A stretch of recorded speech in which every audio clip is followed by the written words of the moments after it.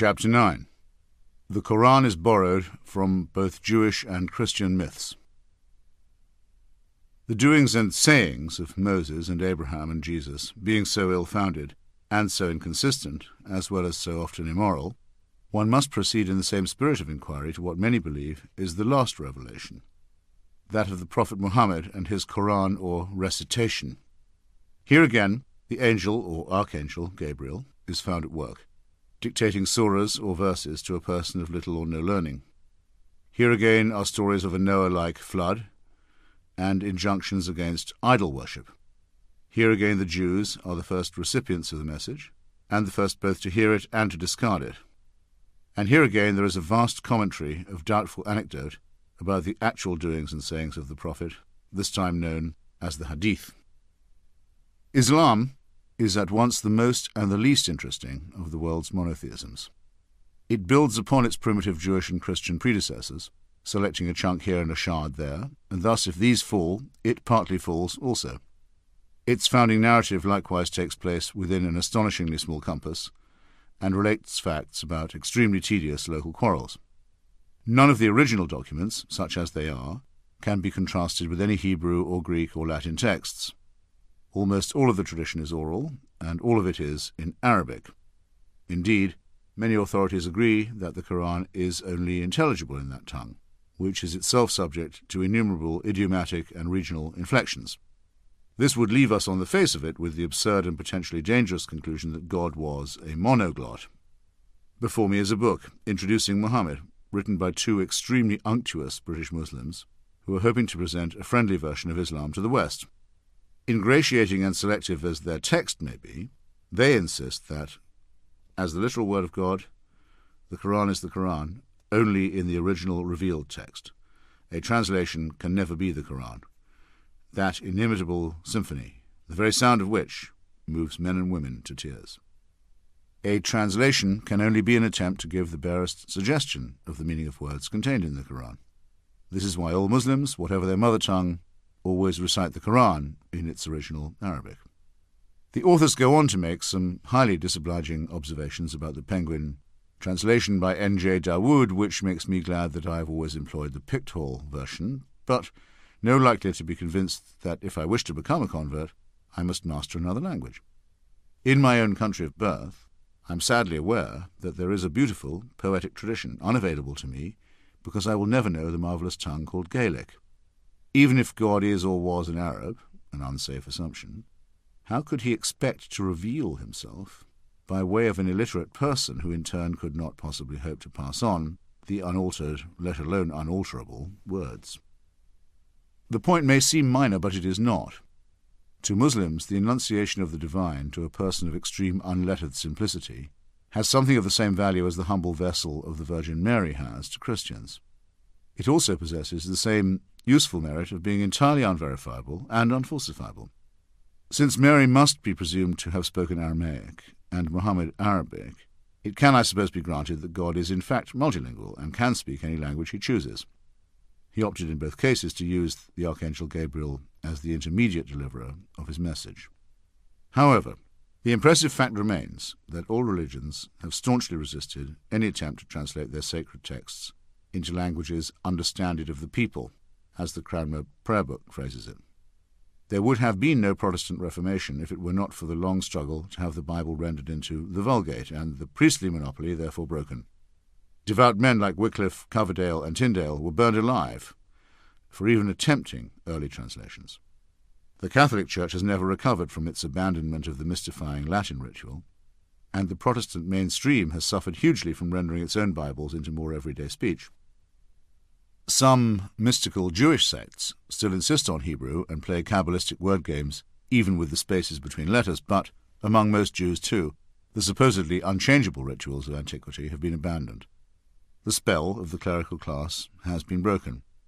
Only in Islam has there been no reformation, and to this day, any vernacular version of the Quran must still be printed with an Arabic parallel text. This ought to arouse suspicion, even in the slowest mind. Later Muslim conquests, impressive in their speed and scope and decisiveness, have lent point to the idea that these Arabic incantations must have had something to them. But if you allow this cheap earthly victory as a proof, you allow the same to Joshua's blood-soaked tribesmen, or to the Christian crusaders and conquistadors. There is a further objection. All religions take care to silence or to execute those who question them, and I choose to regard this recurrent tendency as a sign of their weakness rather than their strength. It has, however, been some time since Judaism and Christianity resorted openly to torture and censorship. Not only did Islam begin by condemning all doubters to eternal fire, but it still claims the right to do so in almost all of its dominions, and still preaches that these dominions can and must be extended by war. There has never been an attempt in any age to challenge or even investigate the claims of Islam that has not been met with extremely harsh and swift repression. Provisionally, then, one is entitled to conclude that the apparent unity and confidence of the faith is a mask for a very deep and probably justifiable insecurity. That there are, and always have been, sanguinary feuds between different schools of Islam, resulting in strictly inter-Muslim accusations of heresy and profanity, and in terrible acts of violence, naturally goes without saying. I have tried my best with this religion, which is as foreign to me as it is to the many millions who will always doubt that God entrusted a non-reader, through an intermediary, with the demanding call to read. As I said, I long ago acquired a copy of the Marmaduke Pictorial translation of the Quran, which has been certified by senior sources in the ulema, or Islamic religious authority, to be the nearest to an approximate rendition into English. I have been to innumerable gatherings, from Friday prayers in Tehran to mosques in Damascus and Jerusalem and Doha and Istanbul and Washington, D.C., and I can attest that the recitation in Arabic does indeed have the apparent power to create bliss and also rage among those who hear it. I have also attended prayers in Malaysia and Indonesia and Bosnia, where there is resentment among non-Arabic-speaking Muslims at the privilege granted to Arabs and to Arabic, and to Arab movements and regimes, in a religion that purports to be universal. I have in my own home received Sayyid Hossein Khomeini, grandson of the Ayatollah and a cleric from the holy city of Qum, and carefully handed him my own copy of the Quran. He kissed it, discussed it at length and with reverence, and for my instruction wrote in the back flap the verses which he thought had disproved his grandfather's claim to clerical authority in this world, as well as overthrown his grandfather's claim to take the life of Salman Rushdie. Who am I to adjudicate in such a dispute? However, the idea that the identical text can yield different commandments to different people is quite familiar to me for other reasons. There's no need to overstate the difficulty of understanding Islam's alleged profundities. If one comprehends the fallacies of any revealed religion, one comprehends them all. I have only once, in 25 years of often heated arguments in Washington, D.C., been threatened with actual violence. This was when I was at dinner with some staffers and supporters of the Clinton White House. One of those present, a then well-known Democratic pollster and fundraiser, questioned me about my own most recent trip to the Middle East. He wanted my opinion as to why the Muslims were so all-fired goddamn fundamentalist. I ran through my repertoire of explanations, adding that it was often forgotten that Islam was a relatively young faith and still in the heat of its self-confidence. Not for Muslims the crisis of self-doubt that had overtaken Western Christianity. I added that, for example, while there was little or no evidence for the life of Jesus, the figure of the Prophet Muhammad was by contrast a person in ascertainable history. The man changed colour faster than anyone I've ever seen. After shrieking that Jesus Christ had meant more to more people than I could ever imagine, and that I was disgusting beyond words for speaking so casually, he drew back his foot and aimed a kick which only his decency, conceivably his Christianity, prevented him from landing on my shin. He then ordered his wife to join him in leaving. I now feel that I owe him an apology, or at least half of one. Although we do know that a person named Muhammad almost certainly existed within a fairly small bracket of time and space, we have the same problem as we do in all the precedent cases. The accounts that relate his deeds and words were assembled many years later and are hopelessly corrupted into incoherence by self-interest, rumour, and illiteracy. The tale is familiar enough, even if it is new to you. Some Meccans of the 7th century followed an Abrahamic tradition and even believed that their temple, the Kaaba, had been built by Abraham. The temple itself, most of its original furnishings having been destroyed by later fundamentalists, notably the Wahhabis, is said to have become depraved by idolatry. Muhammad, the son of Abdullah, became one of those Hunafa, who turned away to seek solace elsewhere. The book of Isaiah also enjoins true believers to come out from the ungodly and be separate. retiring to a desert cave on Mount Hira for the month of heat, or Ramadan, he was asleep or in a trance, I'm quoting Pictoul's commentary, when he heard a voice commanding him to read. He replied twice that he was unable to read, and was thrice commanded to do so. Eventually asking what he should read, he was further commanded in the name of a Lord who created man from a clot of blood. After the angel Gabriel, who so identified himself, had told Muhammad that he was to be Allah's messenger and had departed, Muhammad confided in his wife, Khadijah. On their return to Mecca, she took him to meet her cousin, an elderly man named Waraka ibn Nufal, who knew the scriptures of the Jews and Christians. This whiskered veteran declared that the divine envoy who once visited Moses had come again to Mount Hira. From then on, Muhammad adopted the modest title of Slave of Allah, the latter word being simply the Arabic for God. The only people who at first took the smallest interest in Muhammad's claim were the greedy guardians of the temple at Mecca, who saw it as a threat to their pilgrimage business, and the studious Jews of Yathrib, a town 200 miles distant, who had been for some time proclaiming the advent of the Messiah.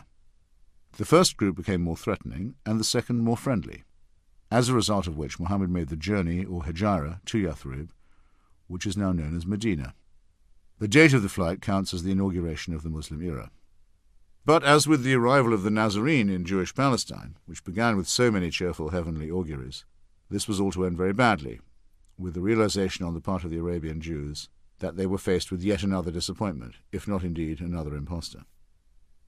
According to Karen Armstrong, one of the most sympathetic, not to say apologetic, analysts of Islam, the Arabs of the time had a wounded feeling that they had been left out of history. God had appeared to Christians and Jews, but he had sent the Arabs no prophet and no scripture in their own language. Thus, though she does not put it this way, the time for someone to have a local revelation was long overdue, and once having had it, Muhammad was not inclined to let it be criticized as second-hand by adherents of older faiths. The record of his 7th century career, like the books of the Old Testament, swiftly becomes an account of vicious quarrels between a few hundred or sometimes a few thousand unlearned villagers and townspeople, in which the finger of God was supposed to settle and determine the outcome of parochial disputes. As with the primeval bloodlettings of the Sinai and Canaan, which are likewise unattested by any independent evidence, millions of people have been held hostage ever since by the supposedly providential character of these ugly squabbles. There is some question as to whether Islam is a separate religion at all.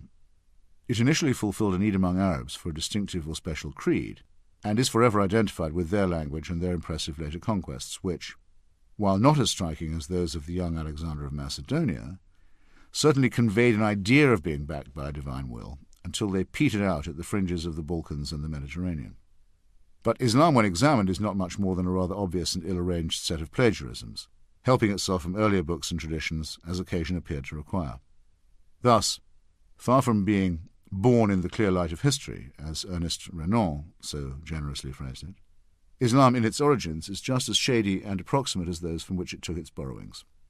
It makes immense claims for itself, invokes prostrate submission or surrender as a maxim to its adherents, and demands deference and respect from non-believers into the bargain. There is nothing, absolutely nothing, in its teachings that can even begin to justify such arrogance and presumption. The Prophet died in the year 632 of our own approximate calendar. The first account of his life was set down a full 120 years later by Ibn Ishaq, whose original was lost and can only be consulted through its reworked form, authored by Ibn Hisham, who died in 834. Adding to this hearsay and obscurity, there is no agreed-upon account of how the Prophet's followers assembled the Quran, or of how his various sayings, some of them written down by secretaries, became codified. And this familiar problem is further complicated, even more than in the Christian case, by the matter of succession.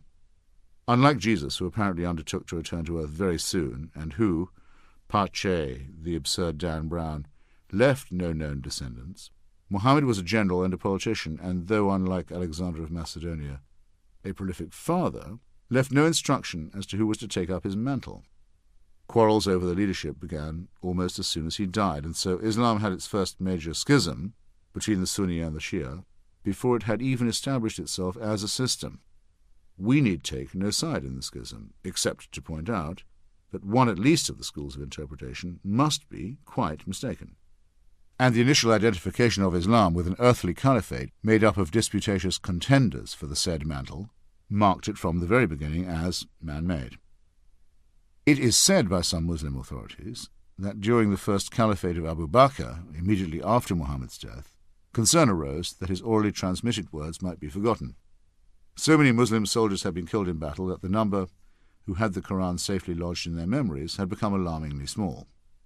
It was therefore decided to assemble every living witness, together with pieces of paper, stones, palm leaves, shoulder blades, ribs and bits of leather on which sayings had been scribbled, and give them to Zayd ibn Thabit, one of the Prophet's former secretaries, for an authoritative collation. Once this had been done, the believers had something like an authorized version. If true, this would date the Quran to a time fairly close to Muhammad's own life, but we swiftly discover that there is no certainty or agreement about the truth of the story. Some say that it was Ali, the fourth and not the first caliph, and the founder of Shi'ism, who had the idea. Many others, the Sunni majority, assert that it was Caliph Uthman, who reigned from 644 to 656, who made the finalized decision.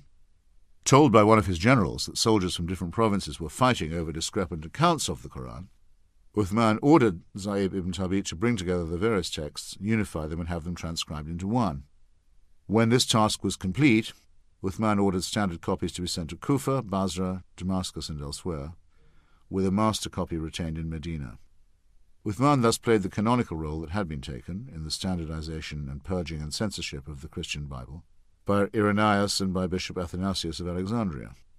The roll was called, and some texts were declared sacred and inerrant, while others became apocryphal. Outdoing Athanasius, Uthman ordered that all earlier and rival editions be destroyed. Even supposing this version of events to be correct, which would mean that no chance existed for scholars ever to determine or even dispute what really happened in Muhammad's time, Uthman's attempt to abolish disagreement was a vain one. The written Arabic language has two features that make it difficult for an outsider to learn. It uses dots to distinguish consonants like B and T, and in its original form it had no sign or symbol for short vowels, which could be rendered by various dashes or comma-type marks. Vastly different readings, even of Uthman's version, were enabled by these variations. Arabic script itself was not standardized until the later part of the 9th century, and in the meantime, the undotted and oddly voweled Quran was generating wildly different explanations of itself, as it still does. This might not matter in the case of the Iliad, but remember that we are supposed to be talking about the unalterable and final word of God. There is obviously a connection between the sheer feebleness of this claim and the absolutely fanatical certainty with which it is advanced. To take one instance that can hardly be called negligible, the Arabic words written on the outside of the Dome of the Rock in Jerusalem are different from any version that appears in the Quran. The situation is even more shaky and deplorable when we come to the Hadith, or that vast orally generated secondary literature which supposedly conveys the sayings and actions of Muhammad, the tale of the Quran's compilation, and the sayings of the companions of the Prophet. Each hadith, in order to be considered authentic, must be supported in turn by an isnad, or chain, of supposedly reliable witnesses. Many Muslims allow their attitude to everyday life to be determined by these anecdotes. Regarding dogs as unclean, for example, on the sole ground that Muhammad is said to have done so. My own favourite tale goes the other way. The Prophet is said to have cut off the long sleeve of his garment, rather than disturb a cat that was slumbering on it. Cats in Muslim lands have been generally spared the awful treatment visited on them by Christians, who've often regarded them as satanic familiars of witches. As one might expect, the 6 authorized collections of hadith, which pile hearsay upon hearsay through the unwinding of the long spool of isnads, A told B, who had it from C, who learned it from D, were put together centuries after the events they purport to describe. One of the most famous of the 6 compilers, Bukhari, died 238 years after the death of Muhammad. Bukhari is deemed unusually reliable and honest by Muslims, and seems to have deserved his reputation, in that of the 300,000 attestations he accumulated in a lifetime devoted to the project, he ruled that 200,000 of them were entirely valueless and unsupported. Further exclusion of dubious traditions and questionable isnads reduced his grand total to 10,000 hadith. You are free to believe, if you so choose, that out of this formless mass of illiterate and half-remembered witnessing, the pious Bukhari, more than 2 centuries later, managed to select only the pure and undefiled ones that would bear examination. Some of these candidates for authenticity might have been easier to sift out than others. The Hungarian scholar Ignác Goldzia, to quote a recent study by Reza Aslan, was among the first to show that many of the hadith were no more than verses from the Torah and the Gospels, bits of rabbinic sayings, ancient Persian maxims, passages of Greek philosophy, Indian proverbs, and even an almost word-for-word reproduction of the Lord's Prayer.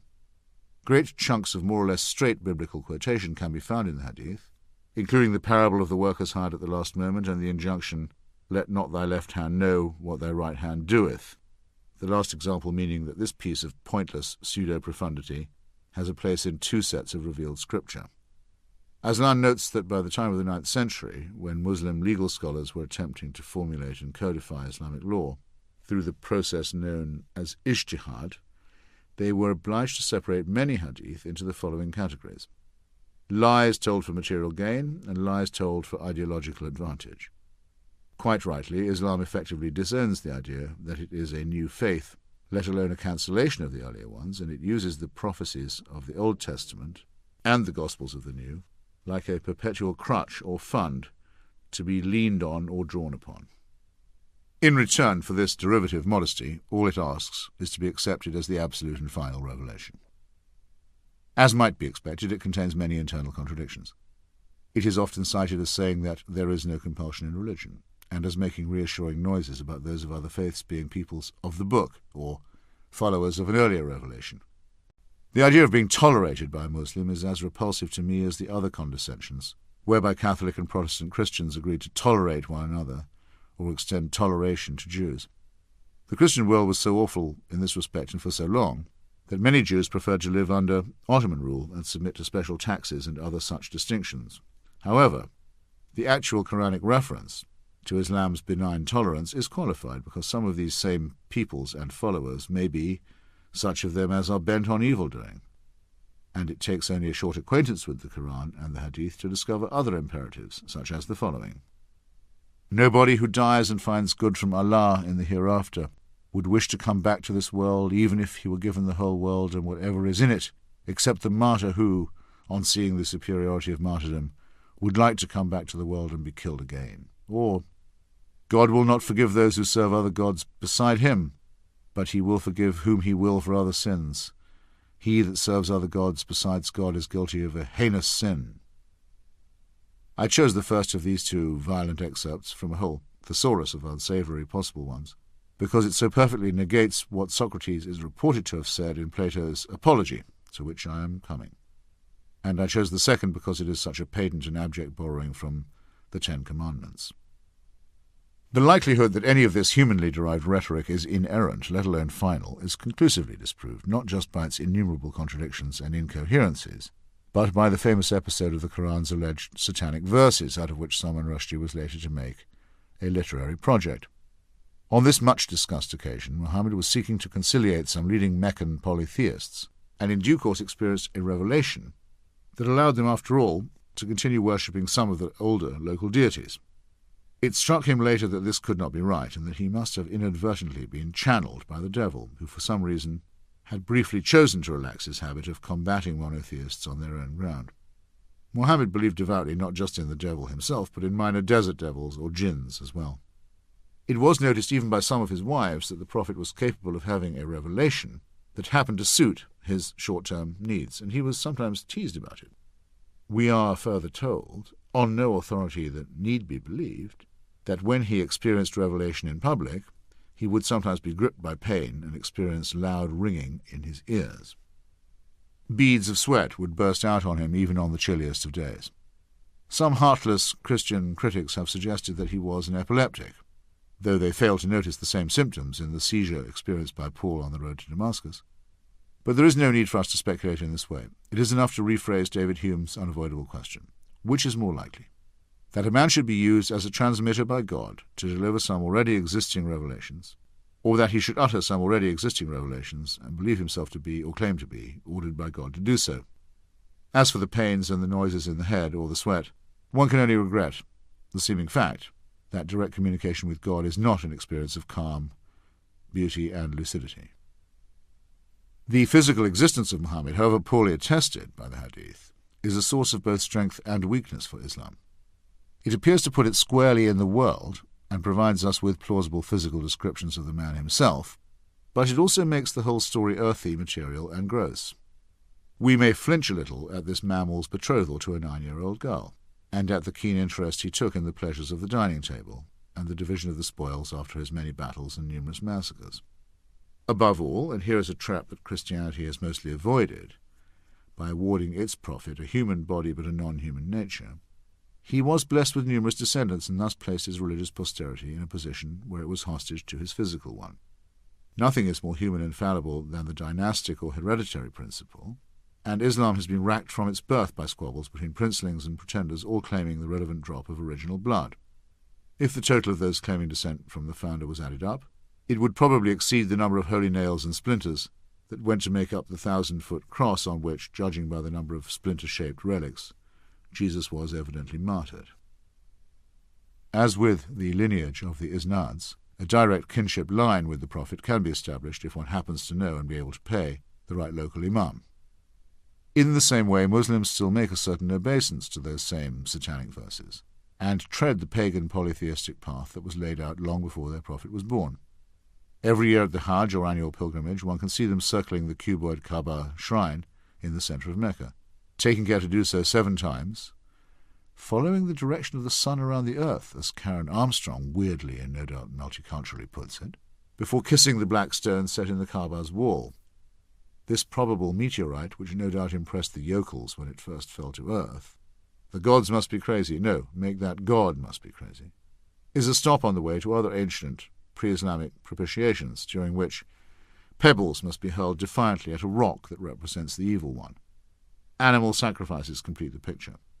Like many but not all of Islam's principal sites, Mecca is closed to unbelievers, which somewhat contradicts its claim to universality. It is often said that Islam differs from other monotheisms in not having had a reformation. This is both correct and incorrect. There are versions of Islam, most notably the Sufi, much detested by the devout, which are principally spiritual rather than literal, and which have taken on some accretions from other faiths. And since Islam has avoided the mistake of having an absolute papacy, capable of uttering binding edicts, hence the proliferation of conflicting fatwas from conflicting authorities, its adherents cannot be told to cease believing what they once held as dogma. This might be to the good, but the fact remains that Islam's core claim, to be unimprovable and final, is at once absurd and unalterable. Its many warring and discrepant sects, from Ismaili to Ahmadi, all agree on this indissoluble claim. Reformation has meant, for Jews and Christians, a minimal willingness to reconsider Holy Writ as if it were, as Salman Rushdie so daringly proposed in his turn, something that can be subjected to literary and textual scrutiny. The number of possible Bibles is now admitted to be immense, and we know, for example, that the portentous Christian term Jehovah is a mistranslation of the unuttered spaces between the letters of the Hebrew Yahweh. Yet no comparable project has ever been undertaken in Quranic scholarship. No serious attempt has been made to catalogue the discrepancies between its various editions and manuscripts, and even the most tentative efforts to do so have been met with almost inquisitional rage. A critical case in point is the work of Christoph Luxemburg, the Syriac-Aramaic version of the Quran, published in Berlin in the year 2000. Luxemburg coolly proposes that far from being a monoglot screed, the Quran is far better understood once it is conceded that many of its words are Syriac-Aramaic rather than Arabic. His most celebrated example concerns the rewards of a martyr in paradise. When retranslated and redacted, the heavenly offering consists of sweet white raisins rather than virgins. This is the same language in the same region from which much of Judaism and Christianity emerged. There can be no doubt that unfettered research would result in the dispelling of much obscurantism. But at the very point when Islam ought to be joining its predecessors in subjecting itself to rereadings, there is a soft consensus among almost all the religious that because of the supposed duty of respect that we owe the faithful, this is the very time to allow Islam to assert its claims at their own face value. Once again, faith is helping to choke free inquiry and the emancipating consequences that it might bring.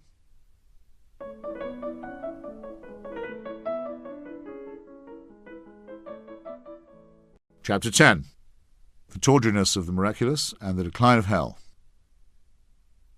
The daughters of the high priest Aeneas changed whatever they chose into wheat, wine, or oil. Athalida, daughter of Mercury, was resuscitated several times. Aesculapius resuscitated Hippolytus. Hercules dragged Alcestis back from death. Hieres returned to the world after passing a fortnight in hell. The parents of Romulus and Remus were a god and a Vestal Virgin. The Palladium fell from heaven in the city of Troy. The hair of Berenice became a constellation. Give me the name of one people, among whom incredible prodigies were not performed, especially when few knew how to read and write. Voltaire, Miracles and Idolatry. An old fable concerns the comeuppance of a braggart who was forever retelling the story of a truly stupendous leap that he had once made on the island of Rhodes. Never, it seemed, had there ever been witnessed such a heroic long jump. Though the teller never grew tired of the tale, the same could not be said of his audience. Finally, as he again drew breath to relate the story of the great feat, one of those present silenced him by saying gruffly, "Hic Rhodus, hic salta." Here is Rhodes. Jump here. In much the same way as prophets and seers and great theologians seem to have died out, so the age of miracles seems to lie somewhere in our past. If the religious were wise or had the confidence of their convictions, they ought to welcome the eclipse of this age of fraud and conjuring. But faith yet again discredits itself by proving to be insufficient to satisfy the faithful. Actual events are still required to impress the credulous. We have no difficulty in seeing this when we study the witch doctors and magicians and soothsayers of earlier or more remote cultures. Obviously it was a clever person who first learned to predict an eclipse and then to use this planetary event to impress and cow his audience. Ancient kings in Cambodia worked out the day on which the Mekong and the Bassac rivers would annually start to flood and conjoin, and under terrific water pressure, appear to actually reverse their flow back into the Great Lake at Tonle Sap. Relatively soon there was a ceremony at which the divinely appointed leader would duly appear and seem to order the waters to flow backward. Moses on the shore of the Red Sea could only have gaped at such a thing. In more modern times, the showman King Sihanouk of Cambodia exploited this same natural miracle to considerable effect. Given all that, it is surprising how petty some of the supernatural miracles now seem. As with spiritualist séances, which cynically offer burblings from the beyond to relatives of the late deceased, nothing truly interesting is ever said or done. To the story of Muhammad's night flight to Jerusalem, the hoofprint of his horse Burak is still allegedly to be seen on the site of the Al-Aqsa Mosque. It would be unkind to make the obvious riposte that horses cannot and do not fly. It is more pertinent to notice that people, ever since the beginning of their long and exhausting journeys across the earth's surface, gazing for days at the rear end of a mule, have fantasized about speeding up the tedious process. Folkloric 7-league boots can give the wearer a spring in his step, but this is only tinkering with the problem. The real dream for thousands of years involved envy of the birds, feathered descendants of the dinosaurs, as we now know, and the yearning to fly. Chariots in the sky, angels that could glide freely on the thermals. It's only too easy to see the root of the wish. Thus the prophet speaks to the longing of every peasant who wishes that his beast could take wing and get on with it. But, given infinite power, one might have thought that a more striking or less simple-minded miracle could have been confected. Levitation plays a vast role in Christian fantasy as well, as the stories of the Ascension and the Assumption confirm. At that epoch the sky was thought to be a bowl and its ordinary weather a source of portent or intervention. Given this pathetically limited view of the cosmos, the most trivial event could appear miraculous, while an event that would truly astonish us, such as the sun ceasing to move, could yet appear as a local phenomenon. Assuming that a miracle is a favourable change in the natural order, the last word on the subject was written by the Scottish philosopher David Hume, who granted us free will in the matter. A miracle is a disturbance or interruption in the expected and established course of things. This could involve anything from the sun rising in the west to an animal suddenly bursting into the recitation of verse. Very well, then. Free will also involves decision. If you seem to witness such a thing, there are two possibilities. The first is that the laws of nature have been suspended, in your favour. The second is that you are under a misapprehension, or suffering from a delusion. Thus the likelihood of the second must be weighed against the likelihood of the first. If you only hear a report of the miracle from a second or third party, the odds must be adjusted accordingly before you can decide to credit a witness who claims to have seen something that you did not see. And if you are separated from the sighting by many generations, and have no independent corroboration, the odds must be adjusted still more drastically. Again, we might call upon the trusty Occam, who warned us not to multiply unnecessary contingencies. Thus let me give one ancient and one modern example, the first being bodily resurrection and the second being UFOs. Miracles have declined in their wondrous impact since ancient times. Moreover, the more recent ones that have been offered us have been slightly tawdry. The notorious annual liquefaction of the blood of San Gennaro in Naples, for example, is a phenomenon that can easily be and has been repeated by any competent conjurer.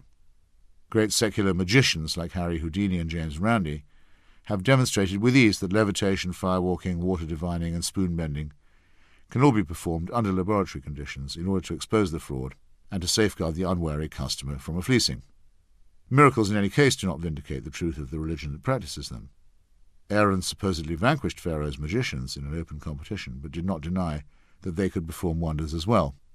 However, there has not been a claimed resurrection for some time, and no shaman who purports to do it has ever agreed to reproduce his trick in such a way as to stand a challenge. Thus we must ask ourselves, has the art of resurrection died out, or are we relying on dubious sources? The New Testament is itself a highly dubious source. One of Professor Barton Ehrman's more astonishing findings is that the account of Jesus' resurrection in the Gospel of Mark was only added many years later. But according to the New Testament, the thing could be done in an almost commonplace way. Jesus managed it twice in other people's cases by raising both Lazarus and the daughter of Jairus, and nobody seems to have thought it worthwhile to interview either survivor to ask about their extraordinary experiences. Nor does anyone seem to have kept a record of whether or not or how these two individuals died again.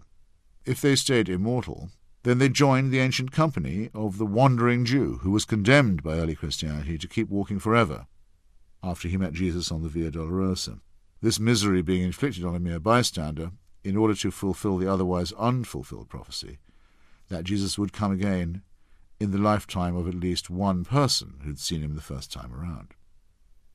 On the same day that Jesus met that luckless vagrant, he was himself put to death with revolting cruelty, at which time, according to the Gospel of Matthew, chapter 27, verses 52 to 53, the graves were opened, and many bodies of the saints which slept arose, and came out of the graves after his resurrection, and went into the holy city, and appeared unto many.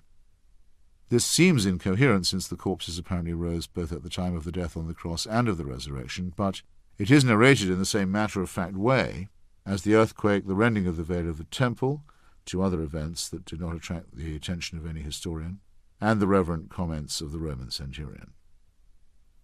This supposed frequency of resurrection can only undermine the uniqueness of the one by which mankind purchased forgiveness of sins, and there is no cult or religion before or since, from Osiris to vampirism to voodoo, that does not rely on some innate belief in the undead.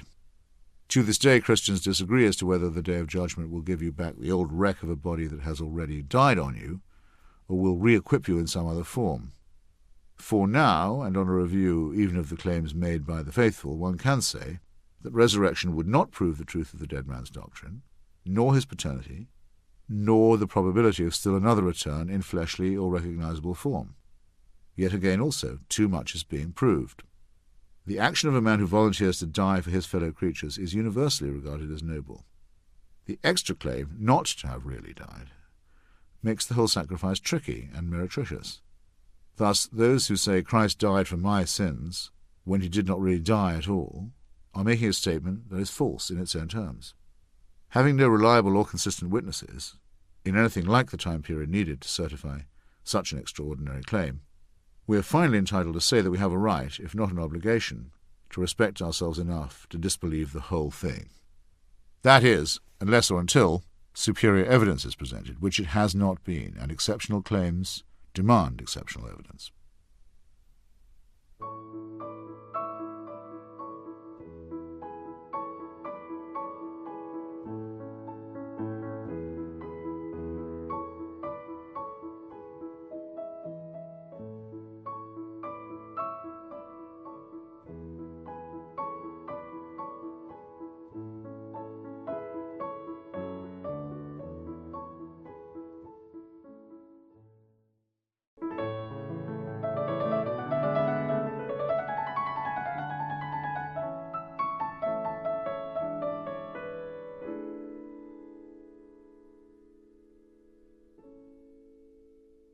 I have spent much of my life as a correspondent and long ago became used to reading first-hand accounts of the very same events I had witnessed, written by people I otherwise trusted, which did not accord with my own.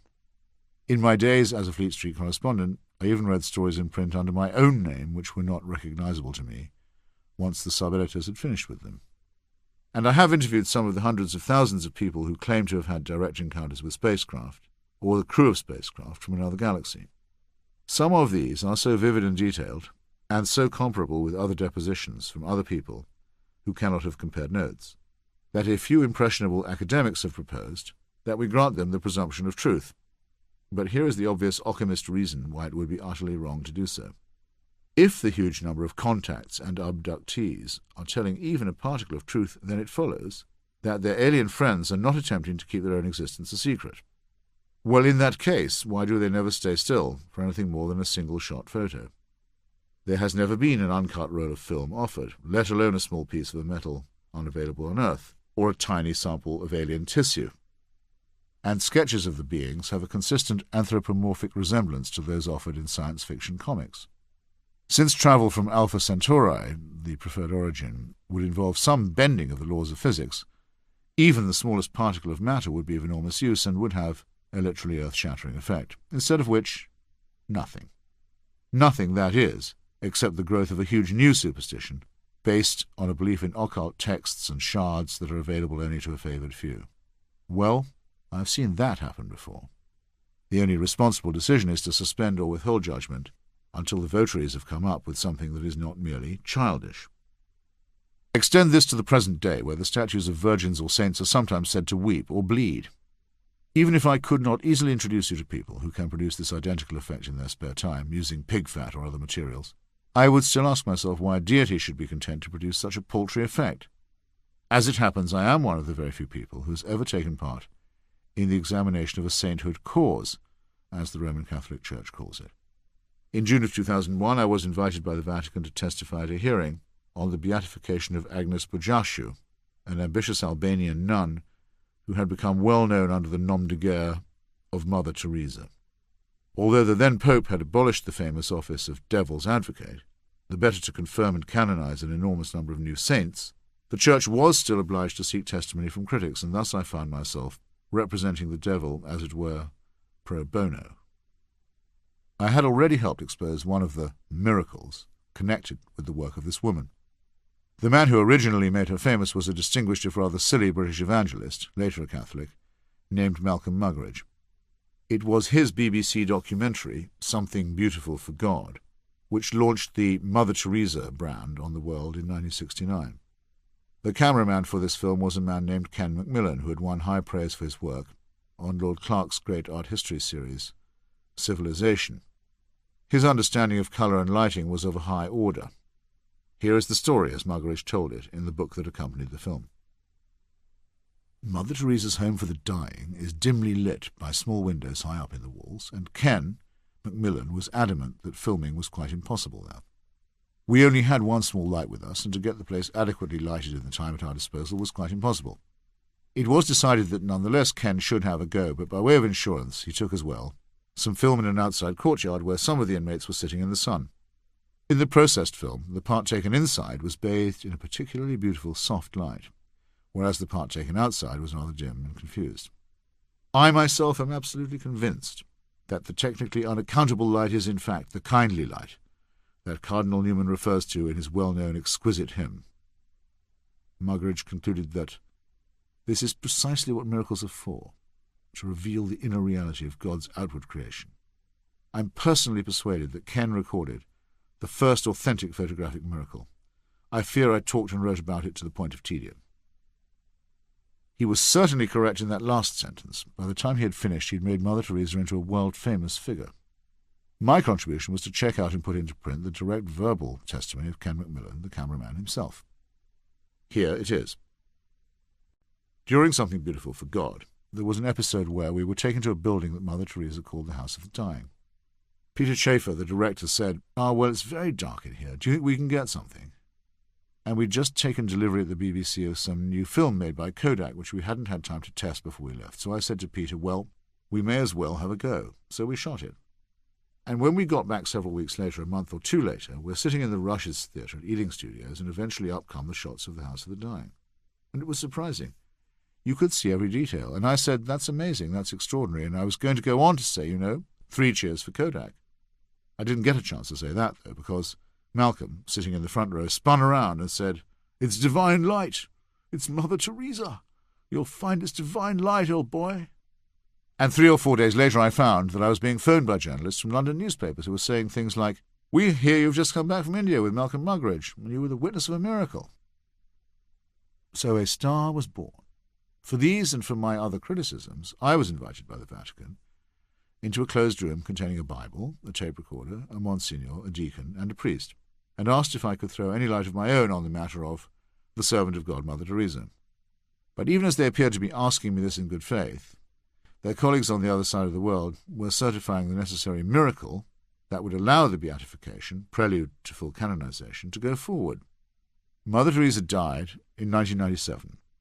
On the first anniversary of her death, 2 nuns in the Bengali village of Raigunj claimed to have strapped an aluminum medal of the departed, a medal that had supposedly been in contact with her dead body, to the abdomen of a woman named Monica Bezra.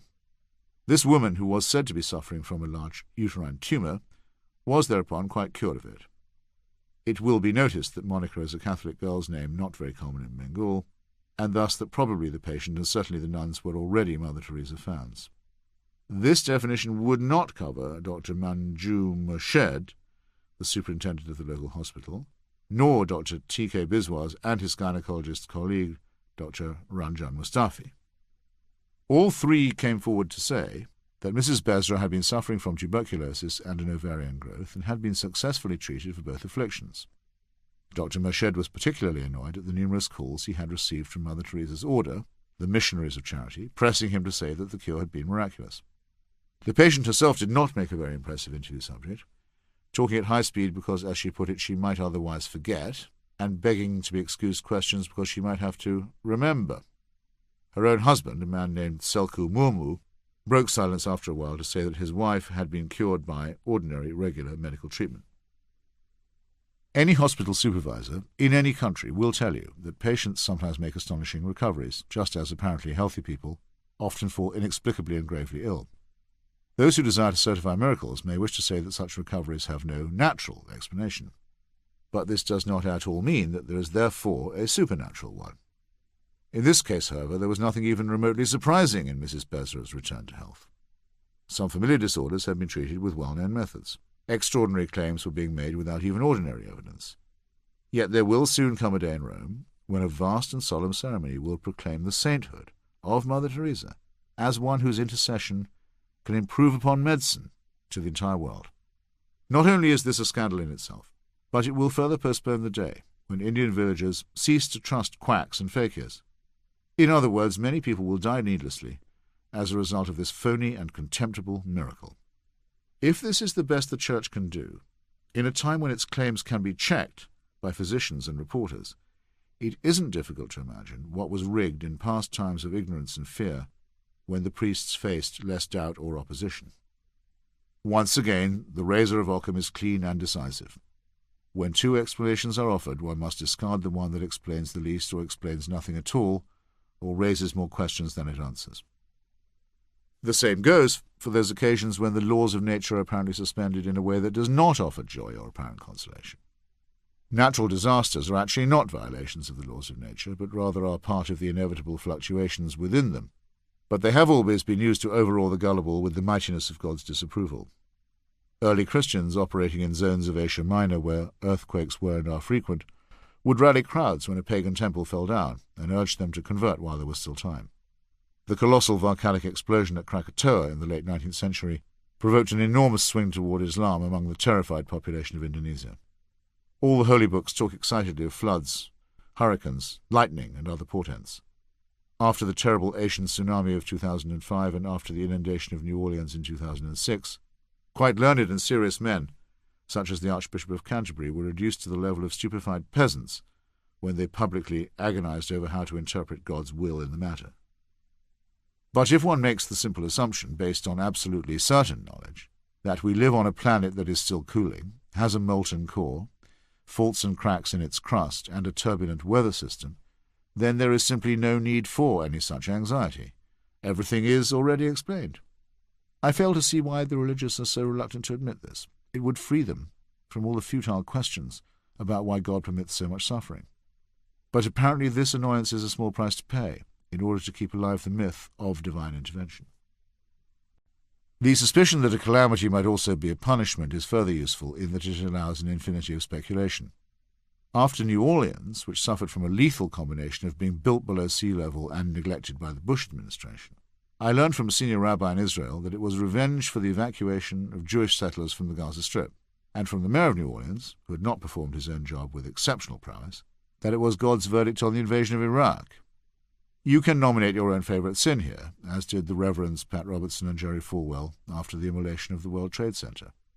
In that instance, the proximate cause was to be sought and found in America's surrender to homosexuality and abortion. Some ancient Egyptians believed that sodomy was the cause of earthquakes. I expect this interpretation to revive with a special force when the San Andreas Fault next gives a shudder under the Gomorrah of San Francisco. When the debris had eventually settled on ground zero, it was found that 2 pieces of mangled girder still stood in the shape of a cross, and much wondering comment resulted. Since all architecture has always involved crossbeams, it would be surprising only if such a feature did not emerge. I admit that I would have been impressed if the wreckage had formed itself into a Star of David, or a star and crescent, but there is no record of this ever having occurred anywhere, even in places where local people might be impressed by it. And remember, miracles are supposed to occur at the behest of a being who is omnipotent, as well as omniscient and omnipresent. One might hope for more magnificent performances than ever seem to occur. The evidence for faith, then, seems to leave faith looking even weaker than it would if it stood, alone and unsupported, all by itself. What can be asserted without evidence can also be dismissed without evidence. This is even more true when the evidence eventually offered is so shoddy and self-interested. The argument from authority is the weakest of all arguments. It is weak when it is asserted at second or third hand, the good book says. And it is even weaker when asserted at first hand, as every child knows, who has heard a parent say, "because I say so," and as every parent knows, who's heard himself reduced to uttering words he once found so unconvincing. Nonetheless, it takes a certain leap of another kind to find oneself asserting that all religion is made up by ordinary mammals and has no secret or mystery to it. Behind the veil of Oz, there's nothing but bluff. Can this really be true? As one who's always been impressed by the weight of history and culture, I do keep asking myself this question. Was it all in vain, then, the great struggle of the theologians and scholars, and the stupendous efforts of painters and architects and musicians, to create something lasting and marvellous that would testify to the glory of God? Not at all. It does not matter to me whether Homer was one person or many, or whether Shakespeare was a secret Catholic or a closet agnostic. I should not feel my own world destroyed if the greatest writer about love and tragedy and comedy and morals was finally revealed to have been the Earl of Oxford all along, though I must add that sole authorship is important to me, and I would be saddened and diminished to learn that Bacon had been the man. Shakespeare has much more moral salience than the Talmud or the Quran, or any account of the fearful squabbles of Iron Age tribes. But there's a great deal to be learned and appreciated from the scrutiny of religion, and one often finds oneself standing atop the shoulders of distinguished writers and thinkers who were certainly one's intellectual and sometimes even one's moral superiors. Many of them in their own time had ripped away the disguise of idolatry and paganism, and even risked martyrdom for the sake of disputes with their own co-religionists. However, a moment in history has now arrived when even a pygmy such as myself can claim to know more, through no merit of his own, and to see that the final ripping of the whole disguise is overdue. Between them, the sciences of textual criticism, archaeology, physics, and molecular biology have shown religious myths to be false and man-made, and have also succeeded in evolving better and more enlightened explanations. The loss of faith can be compensated by the newer and finer wonders that we have before us, as well as by immersion in the near-miraculous work of Homer and Shakespeare and Milton and Tolstoy and Proust, all of which was also man-made, though one sometimes wonders, as in the case of Mozart. I can say this as one whose own secular faith has been shaken and discarded, not without pain. When I was a Marxist, I did not hold my opinions as a matter of faith, but I did have the conviction that a sort of unified field theory might have been discovered. The concept of historical and dialectical materialism was not an absolute, and it did not have any supernatural element, but it did have its messianic element in the idea that an ultimate moment might arrive, and it most certainly had its martyrs and saints and doctrinaires, and, after a while, its mutually excommunicating rival papacies. It also had its schisms and inquisitions and heresy hunts. I was a member of a dissident sect that admired Rosa Luxemburg and Leon Trotsky, and I can say definitely that we also had our prophets. Rosa Luxemburg seemed almost like a combination of Cassandra and Jeremiah when she thundered about the consequences of the First World War. And the great 3-volume biography of Leon Trotsky by Isaac Deutscher was actually entitled The Prophet, in his 3 stages of being armed, unarmed, and outcast. As a young man, Deutscher had been trained for the rabbinate and would have made a brilliant Talmudist, as would Trotsky. Here is what Trotsky says, anticipating the Gnostic Gospel of Judas, about the way that Stalin took over the Bolshevik Party. Of Christ's 12 apostles, Judas alone proved to be traitor. But if he had acquired power, he would have represented the other 11 apostles as traitors, and also all the lesser apostles, whom Luke numbers as 70.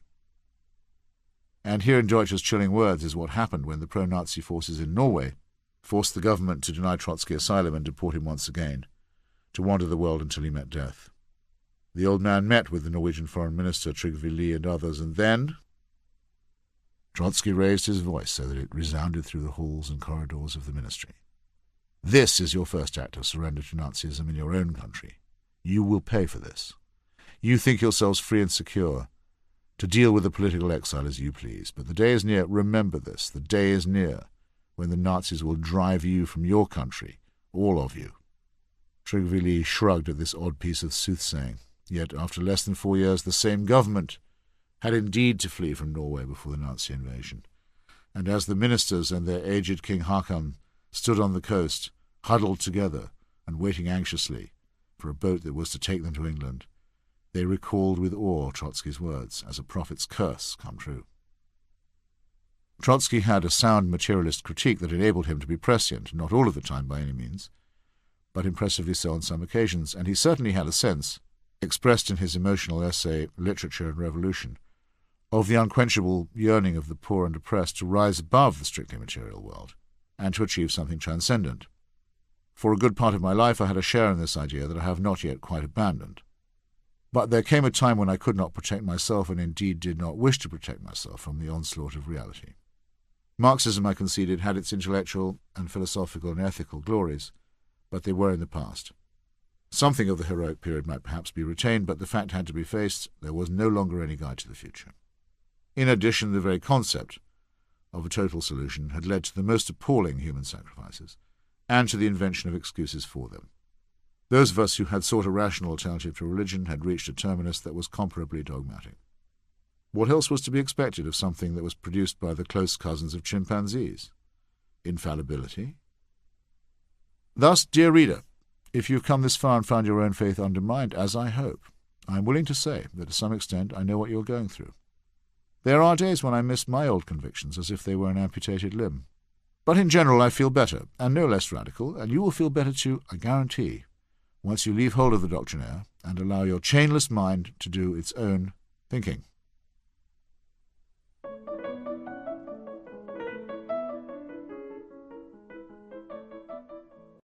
Chapter 11. The lowly stamp of their origin. Religion's corrupt beginnings.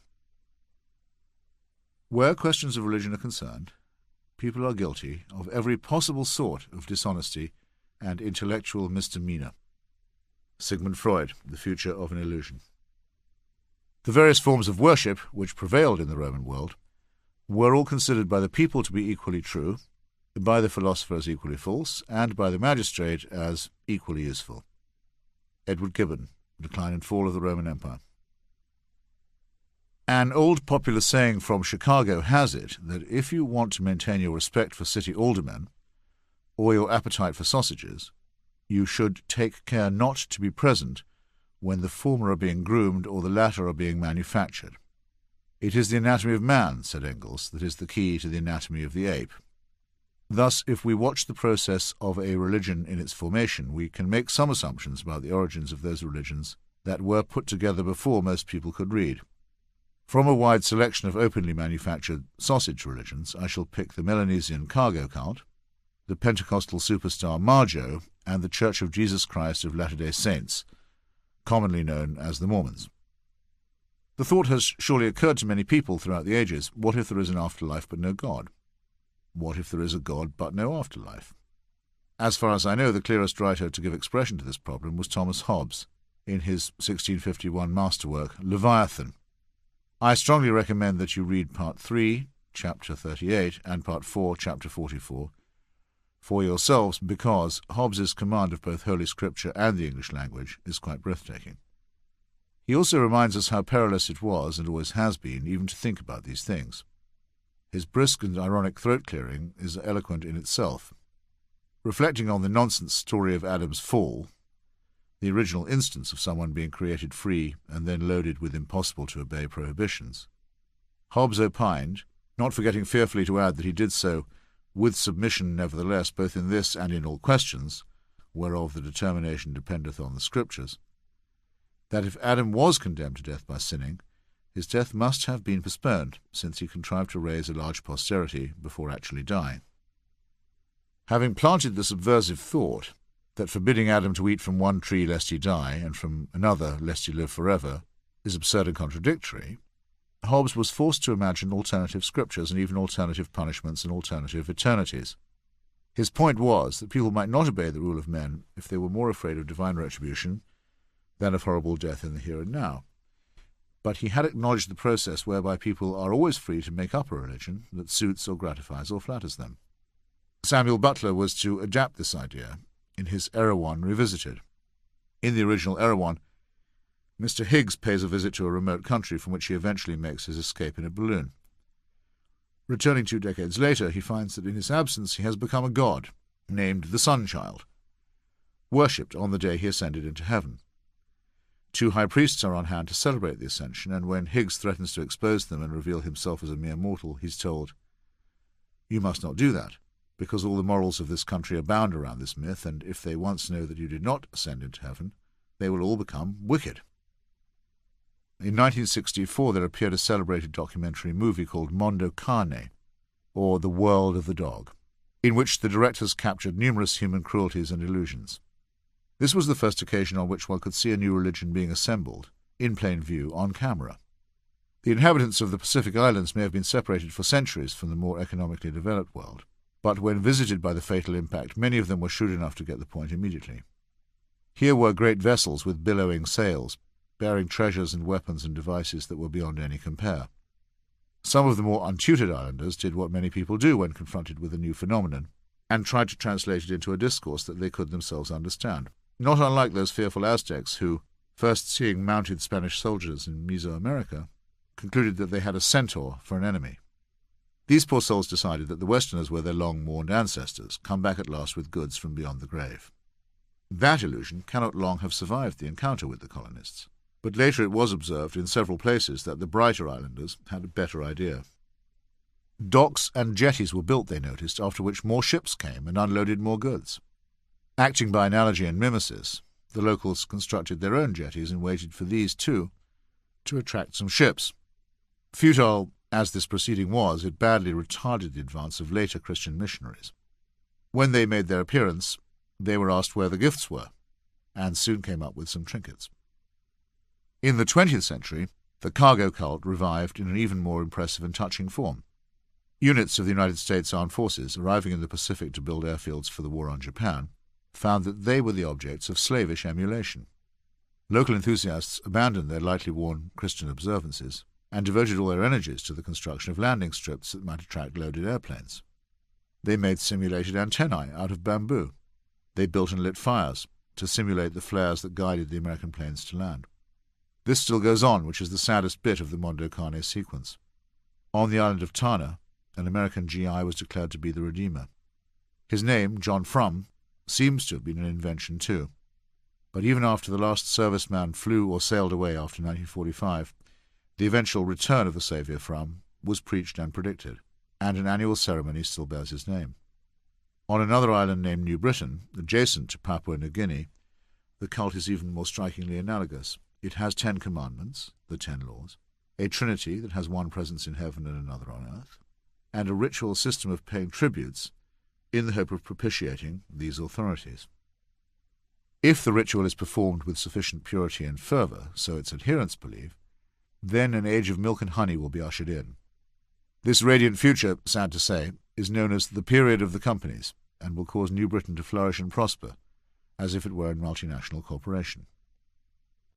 Some people may be insulted at even the suggestion of a comparison here, but are not the holy books of official monotheism absolutely dripping with material yearning and with admiring, almost mouth-watering descriptions of Solomon's wealth, the thriving flocks and herds of the faithful, the rewards for a good Muslim in paradise, to say nothing of many, many lurid tales of plunder and spoils? Jesus, it is true, shows no personal interest in gain, but he does speak of treasure in heaven and even of mansions as an inducement to follow him. Is it not further true that all religions down the ages have shown a keen interest in the amassment of material goods in the real world? The thirst for money and worldly comfort is only a subtext of the mind-numbing story of Marjoe Gortner, the infant phenomenon of American evangelical hucksterism. Grotesquely christened Marjoe, a cretinous lumping together of the names Mary and Joseph, by his parents, young Master Gortner was thrust into the pulpit at the age of 4, dressed in a revolting little Lord Fauntleroy suit, and told to say that he'd been divinely commanded to preach. If he complained or cried, his mother would hold him under the water tap or press a cushion on his face, always being careful, as he relates it, to leave no marks. Trained like a seal, he soon attracted the cameras, and by the age of 6 was officiating at the weddings of grown-ups.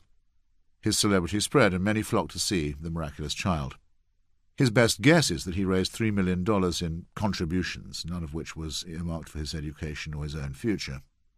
At the age of 17 he rebelled against his pitiless and cynical parents and dropped out into the early 60s California counterculture. In the immortal Christmas children's pantomime Peter Pan, there comes a climactic moment when the little angel Tinker Bell seems to be dying. The glowing light that represents her on the stage begins to dim, and there is only one possible way to save the dire situation. An actor steps up to the front of the house and asks all the children, "Do you believe in fairies?" If they keep confidently answering yes, then the tiny light will start to brighten again. Who can object to this? One wants not to spoil children's belief in magic. There will be plenty of time later for disillusionment. And nobody is waiting at the exit, asking them hoarsely to contribute their piggy banks to the Tinker Bell Salvation Church. The events at which Marjoe was exploited had all the intellectual content of the Tinker Bell scene, nastily combined with the ethics of Captain Hook. A decade or so later, Mr. Gortner exacted the best possible revenge for his stolen and empty childhood, and decided to do the general public a favour in order to make up for his conscious fraudulence. He invited a film crew to follow him as he ostensibly returned to preach the gospel, and took the trouble to explain how all the tricks are pulled. This is how you induce motherly women, he was a handsome lad, to part with their savings. This is how you time the music to create an ecstatic effect. This is when you speak of how Jesus visited you personally. Here is how you put invisible ink on your forehead in the shape of a cross, so that it will suddenly show up when you start perspiring. This is when you really move in for the kill. He keeps all his promises, telling the film's directors in advance what he can and will do, and then going out into the auditorium to enact it with absolute conviction. People weep and yell and collapse in spasms and fits, shrieking their Saviour's name. Cynical, coarse, brutish old men and women wait for the psychological moment to demand money, and start counting it gleefully before the charade of the service is even over. Occasionally one sees the face of a small child, dragged to the tent, and looking wretched and uncomfortable, as its parents writhe and moan and give away their hard-won pay. One knew, of course, that the whole racket of American evangelism was just that, a heartless con, run by the second-string characters from Chaucer's Pardoner's Tale. You saps keep the faith, we'll just keep the money. And this is what it must have been like when indulgences were openly sold in Rome, and when a nail or a splinter from the crucifixion could fetch a nice price in any flea market in Christendom. But to see the crime exposed by someone who is both a victim and a profiteer is nonetheless quite shocking even to a hardened unbeliever. After such knowledge, what forgiveness? The film Marjoe won an Academy Award in 1972 and has made absolutely no difference at all. The mills of the TV preachers continue to grind, and the poor continue to finance the rich, just as if the glittering temples and palaces of Las Vegas had been built by the money of those who won, rather than those who lost. In his bewitching novel The Child in Time, Ian McEwan gives us a desolate character and narrator who is reduced by tragedy to a near-inert state, in which he vacantly watches a great deal of daytime TV. Observing the way in which his fellow creatures allow themselves, volunteer themselves, to be manipulated and humiliated, He coins the phrase for those who indulge themselves in witnessing the spectacle. It is, he decides, the Democrat's pornography. It is not snobbish to notice the way in which people show their gullibility and their herd instinct and their wish, or perhaps their need, to be credulous and to be fooled. This is an ancient problem. Credulity may be a form of innocence and even innocuous in itself, but it provides a standing invitation for the wicked and the clever to exploit their brothers and sisters, and is thus one of humanity's great vulnerabilities. No honest account of the growth and persistence of religion, or the reception of miracles and revelations, is possible without reference to this stubborn fact. If the followers of the Prophet Muhammad hoped to put an end to any future revelations after the immaculate conception of the Quran, they reckoned without the founder of what is now one of the world's fastest-growing faiths, and they did not foresee, how could they, mammals as they were, that the prophet of this ridiculous cult would model himself on theirs. The Church of Jesus Christ of Latter-day Saints, hereafter known as the Mormons, was founded by a gifted opportunist who, despite couching his text in openly plagiarized Christian terms, announced that "I shall be to this generation a new Muhammad," and adopted as his fighting slogan the words which he thought he'd learned from Islam, either the Al-Quran or the sword. He was too ignorant to know that if you use the word al, you do not need another definite article, but then he did resemble Muhammad in being able only to make a borrowing out of other people's Bibles. In March 1826, a court in Bainbridge, New York, convicted a 21-year-old man of being a disorderly person and an impostor. That ought to have been all we ever heard of Joseph Smith, who at trial admitted to defrauding citizens by organizing mad gold-digging expeditions and also to claiming to possess dark or necromantic powers. However, within 4 years he was back in the local newspapers, all of which one may still read, as the discoverer of the Book of Mormon. He had two huge local advantages which most mountebanks and charlatans do not possess. First, he was operating in the same hectically pious district that gave us the Shakers, the previously mentioned George Miller, who repeatedly predicted the end of the world, and several other self-proclaimed American prophets. So notorious did this local tendency become that the region became known as the burned-over district in honor of the way in which it had surrendered to one religious craze after another. Second, he was operating in an area which, unlike large tracts of the newly opening North America, did possess the signs of an ancient history. A vanished and vanquished Indian civilization had bequeathed a considerable number of burial mounds, which, when randomly and amateurishly desecrated, were found to contain not merely bones, but also quite advanced artifacts of stone, copper, and beaten silver. There were 8 of these sites, within 12 miles of the underperforming farm, which the Smith family called home. There were 2 equally stupid schools or factions who took a fascinated interest in such matters. The first were the gold diggers and treasure diviners, who brought their magic sticks and crystals and stuffed toads to bear in the search for lucre, and the second, those who hoped to find the resting place of a lost tribe of Israel. Smith's cleverness was to be a member of both groups and to unite cupidity with half-baked anthropology. The actual story of the imposture is almost embarrassing to read and almost embarrassingly easy to uncover. It has been best told by Dr. Fawn Brodie, whose 1945 book No Man Knows My History was a good-faith attempt by a professional historian to put the kindest possible interpretation on the relevant events. In brief, Joseph Smith announced that he had been visited 3 times, as is customary, by an angel named Moroni. The said angel informed him of a book written upon gold plates, which explained the origins of those living on the North American continent, as well as the truths of the gospel. There were, further, 2 magic stones set in the twin breastplates Urim and Thummim of the Old Testament that would enable Smith himself to translate the aforesaid book.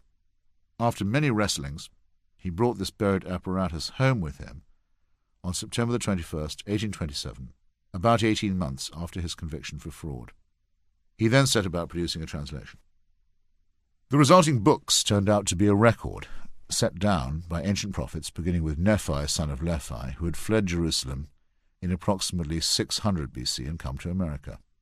Many battles, curses, and afflictions accompanied their subsequent wanderings, and those of their numerous progeny. How did the books turn out to be this way? Smith refused to show the golden plates to anybody, claiming that for other eyes to view them would mean death. But he encountered a problem that will be familiar to students of Islam. He was extremely glib and fluent as a debater and story weaver, as many accounts attest. But he was illiterate, at least in the sense that while he could read a little, he could not write. A scribe was therefore necessary to take his inspired dictation. This scribe was at first his wife Emma, and then, when more hands were necessary, a luckless neighbour named Martin Harris. Hearing Smith cite the words of Isaiah 29, verses 11 to 12, concerning the repeated injunction to read, Harris mortgaged his farm to help in the task and moved in with the Smiths.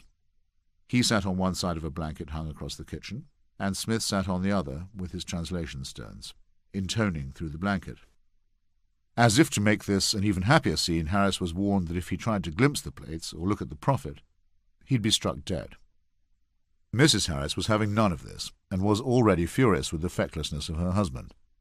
She stole the first 116 pages, and challenged Smith to reproduce them, as presumably, given his power of revelation, he could. Determined women like this appear far too seldom in the history of religion.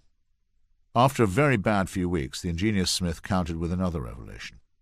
He could not replicate the original, which might be in the devil's hands by now and open to a satanic verses interpretation. But the all-foreseeing Lord had meanwhile furnished some smaller plates, indeed the very plates of Nephi, which told a fairly similar tale. With infinite labour the translation was resumed, with new scriveners behind the blanket as occasion demanded, and when it was completed, all the original golden plates were transported to heaven, where apparently they remain to this day. Mormon partisans sometimes say, as do Muslims, that this cannot have been fraudulent because the work of deception would have been too much for one poor and illiterate man. They have on their side two useful points. If Muhammad was ever convicted in public of fraud and attempted necromancy, we have no record of the fact, and Arabic is a language that is somewhat opaque even to the fairly fluent outsider. However, we know the Quran to be made up in part of earlier books and stories, and in the case of Smith it is likewise a simple if tedious task to discover that 25,000 words of the Book of Mormon are taken directly from the Old Testament. These words can mainly be found in the chapters of Isaiah available in Ethan Smith's View of the Hebrews, the 10 Tribes of Israel in America. This then popular work by a pious loony, claiming that the American Indians originated in the Middle East, seems to have started the other Smith on his gold-digging in the first place. A further 2,000 words of the Book of Mormon are taken from the New Testament. Of the 350 names in the book, more than 100 come straight from the Bible, and 100 more are as near stolen as makes no difference. The great Mark Twain famously referred to it as chloroform in print, but I accuse him of hitting too soft a target, since the book does actually contain the Book of Ether. The words "and it came to pass" can be found at least 2,000 times, which does admittedly have a soporific effect. Quite recent scholarship has exposed every single other Mormon document as at best a scrawny compromise and at worst a pitiful fake, as Dr. Brodie was obliged to notice when she reissued and updated her remarkable book in 1973. Like Muhammad, Smith could produce divine revelations at short notice and often simply to suit himself, especially, and like Muhammad, when he wanted a new girl and wished to take her as another wife.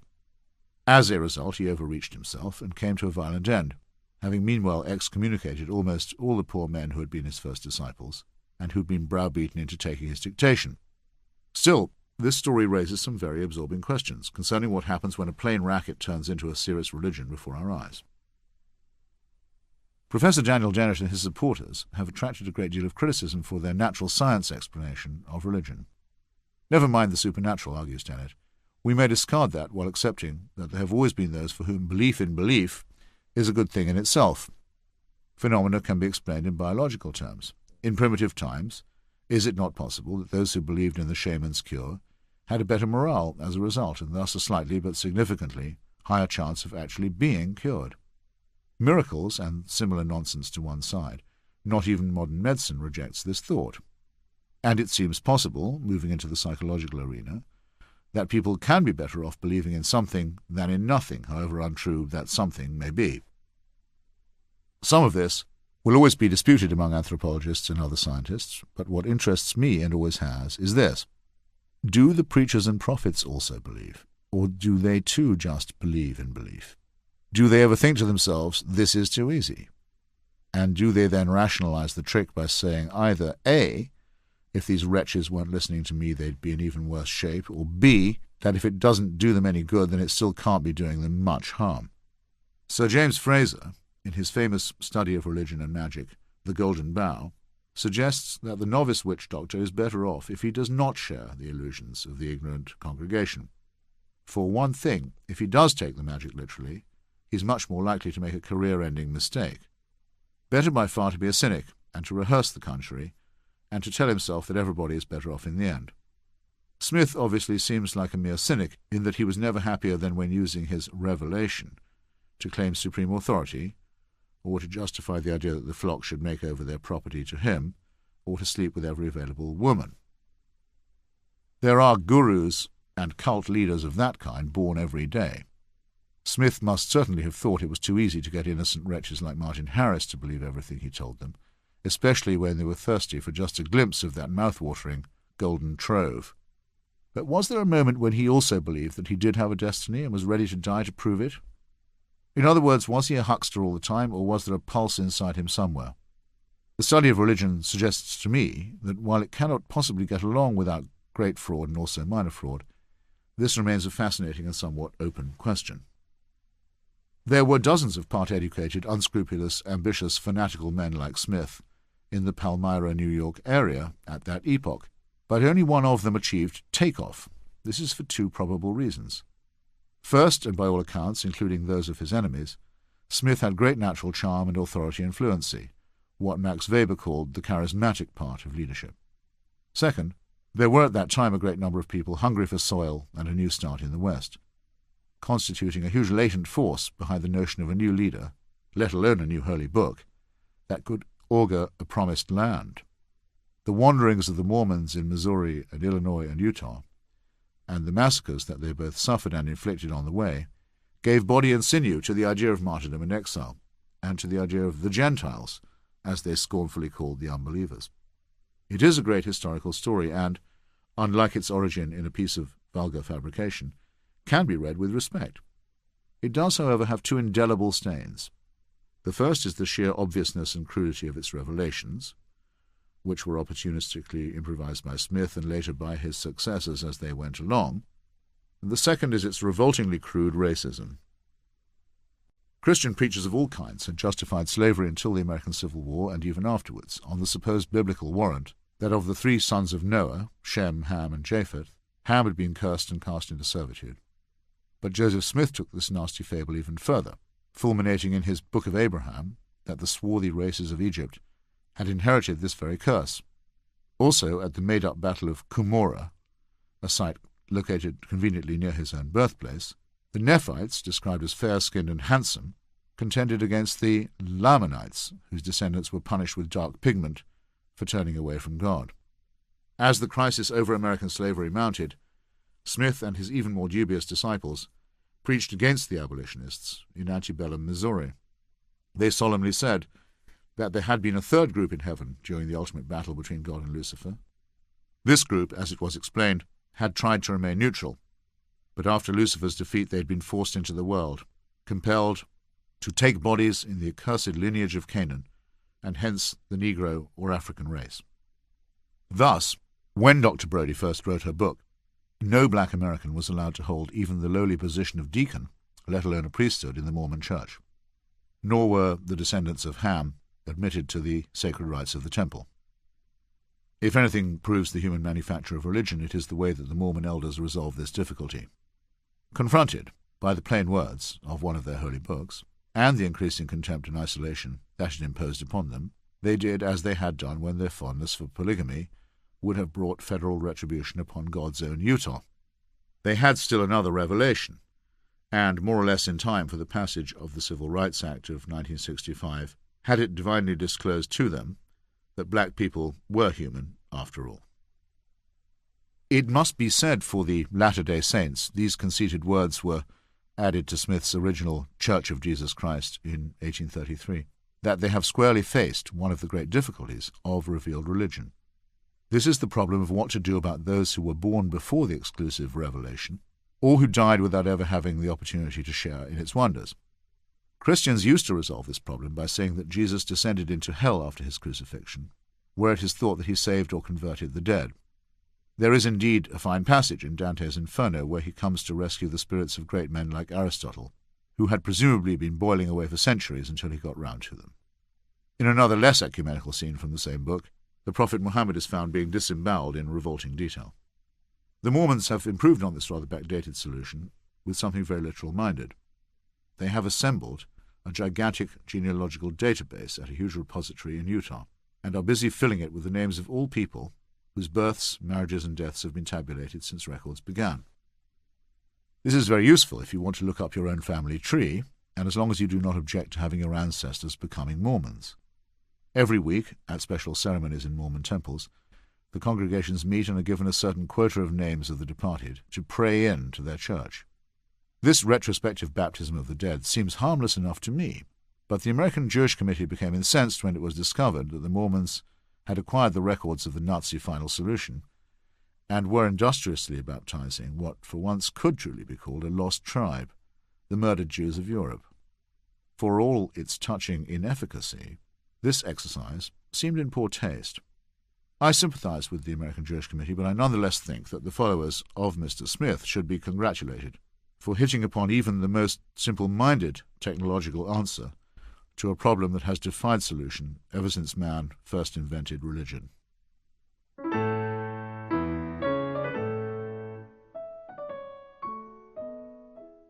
Chapter 12. A Coda. How Religions End. It can be equally useful and instructive to take a glimpse at the closing of religions or religious movements. The Millerites, for example, are no more, and we shall not hear again, in any but the most vestigial and nostalgic way, of Pan or Osiris or any of the thousands of gods who once held people in utter thrall. But I have to confess to a slight sympathy that I have tried and failed to repress for Sabbatai Zevi, the most imposing of the false messiahs. In the mid-17th century, he galvanized whole Jewish communities across the Mediterranean and the Levant, and as far afield as Poland, Hamburg, and even Amsterdam, repudiator of Spinoza, with his claim to be the chosen one who would lead the exiles back to the Holy Land and begin the era of universal peace. His key to revelation was the study of the Kabbalah, more recently revived in fashion by a showbiz woman bizarrely known as Madonna, and his arrival was greeted by hysterical Jewish congregations from his home base in Smyrna to Salonika, Constantinople, and Aleppo. The rabbis of Jerusalem, having been inconvenienced by premature messianic claims before, were more skeptical. By the use of Kabbalistic conjury that made his own name the equivalent of Moshek, or Messiah, when unscrambled from a Hebrew anagram, he may have persuaded himself and certainly persuaded others that he was the expected one. As one of his disciples phrased it, the prophet Nathan prophesied, and Sabbatai Zevi preached, that whoever did not mend his ways would not behold the comforting of Zion and Jerusalem, and that they would be condemned to shame and to everlasting contempt. And there was a repentance, the like of which has never been seen, since the world was created and unto this day. This was no crude Millerite panic. Scholars and learned men debated the question passionately and in writing, and as a consequence we have a very good record of events. All the elements of a true and a false prophecy were present. Sabbatai's devotees pointed to his equivalent of John the Baptist, a charismatic rabbi called Nathan of Gaza. Sabbatai's enemies described him as an epileptic and a heretic and accused him of violating the law. They in turn were stoned by Sabbatai's partisans. Convocations and congregations raged together and raged against each other. On a voyage to announce himself in Constantinople, Sabbatai's ship was storm-tossed, yet he rebuked the waters, and when incarcerated by the Turks, his prison was illuminated with holy fires and sweet scents, or not, according to many discrepant accounts. Echoing a very harsh Christian dispute, the supporters of Rabbi Nathan and Sabbatai maintained that without faith, knowledge of the Torah and the performance of good works would be unavailing. Their opponents asserted that the Torah and good works were the main thing.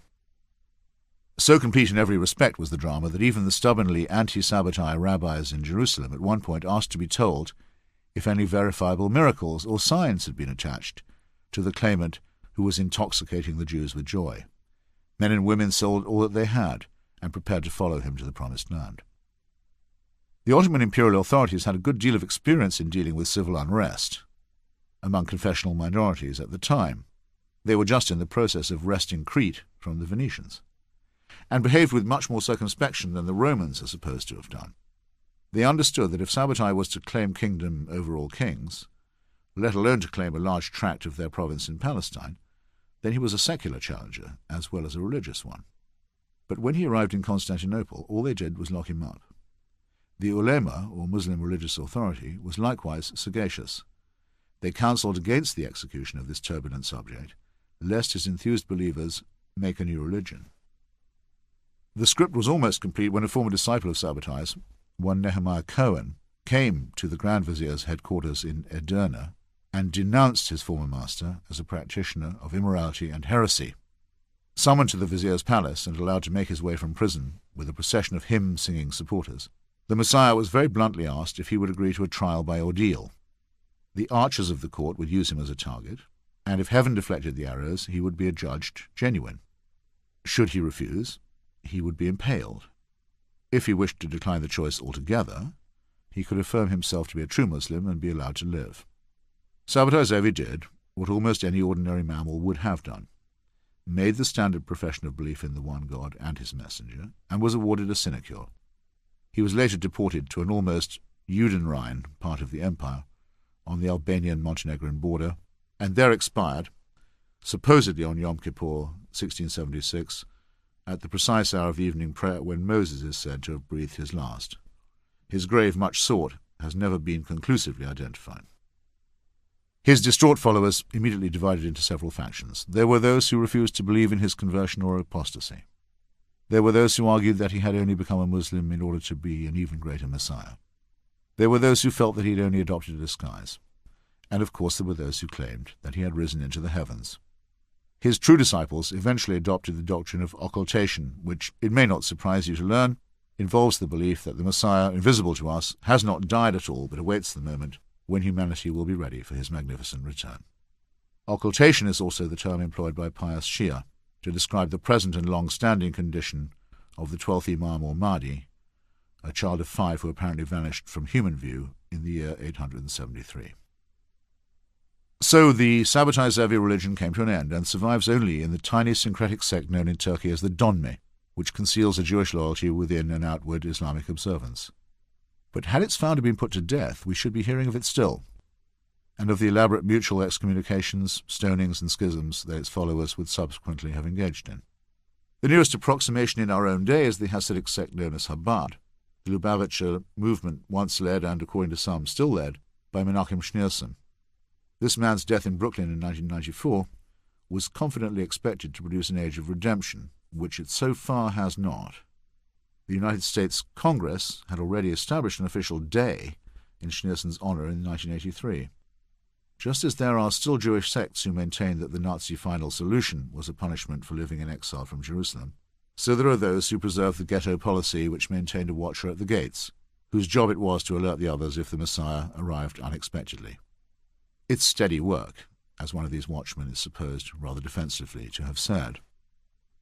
Surveying the not quite and might have been religions, one could experience a slight feeling of pathos, were it not for the constant din of other sermonizers, all of them claiming that it is their Messiah, and not anybody else's, who is to be awaited with servility and awe.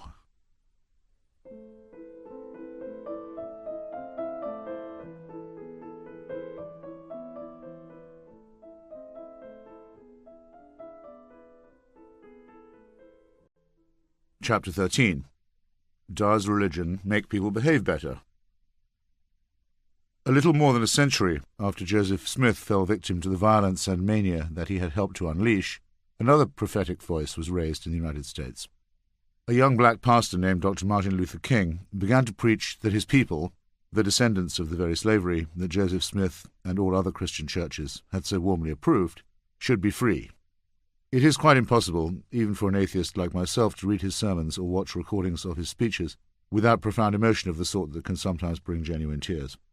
Dr. King's letter from Birmingham jail, written in response to a group of white Christian clerics who had urged him to show restraint and patience, in other words, to know his place, is a model of polemic. Icily polite and generous-minded, it still breathes with an unquenchable conviction that the filthy injustice of racism must be borne no longer. Taylor Branch's magnificent 3-volume biography of Dr. King is successively titled Parting the Waters, Pillar of Fire, and At Canaan's Edge, and the rhetoric with which King addressed his followers was designed to evoke the very story that they all knew best, the one that begins when Moses first tells Pharaoh to let my people go. In speech after speech he inspired the oppressed and exhorted and shamed their oppressors. Slowly the embarrassed religious leadership of the country moved to his side. Rabbi Abraham Heschel asked, "Where in America today do we hear a voice like the voice of the prophets of Israel?" Martin Luther King is a sign that God has not forsaken the United States of America. Most eerie of all, if we follow the Mosaic narrative, was the sermon that King gave on the last night of his life. His work of transforming public opinion and shifting the stubborn Kennedy and Johnson administrations was almost done, and he was in Memphis, Tennessee, to support a long and bitter strike by the city's ground-down garbage collectors, on whose placards appeared the simple words, "I am a man." In the pulpit at Mason Temple, he reviewed the protracted struggle of the past years and then very suddenly said, "But it doesn't matter with me now." There was silence until he went on, "Because I've been to the mountain top and I don't mind. Like anybody, I would like to live a long life. Longevity has its place. But I'm not concerned about that now.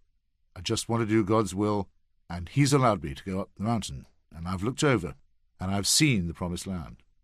And I may not get there with you, but I want you to know tonight that we as a people will get to the promised land." Nobody who was there that night has ever forgotten it, and I dare say the same can be said for anyone who views the film that was so fortunately taken of that transcendent moment. The next best way of experiencing this feeling at second hand is to listen to how Nina Simone sang, that same terrible week, "The King of Love is Dead." The entire drama has the capacity to unite elements of Moses on Mount Nebo with the agony in the Garden of Gethsemane. The effect is scarcely diminished even when we discover that this was one of his favourite sermons, and one that he had delivered several times before, and into which he could slip as occasion demanded.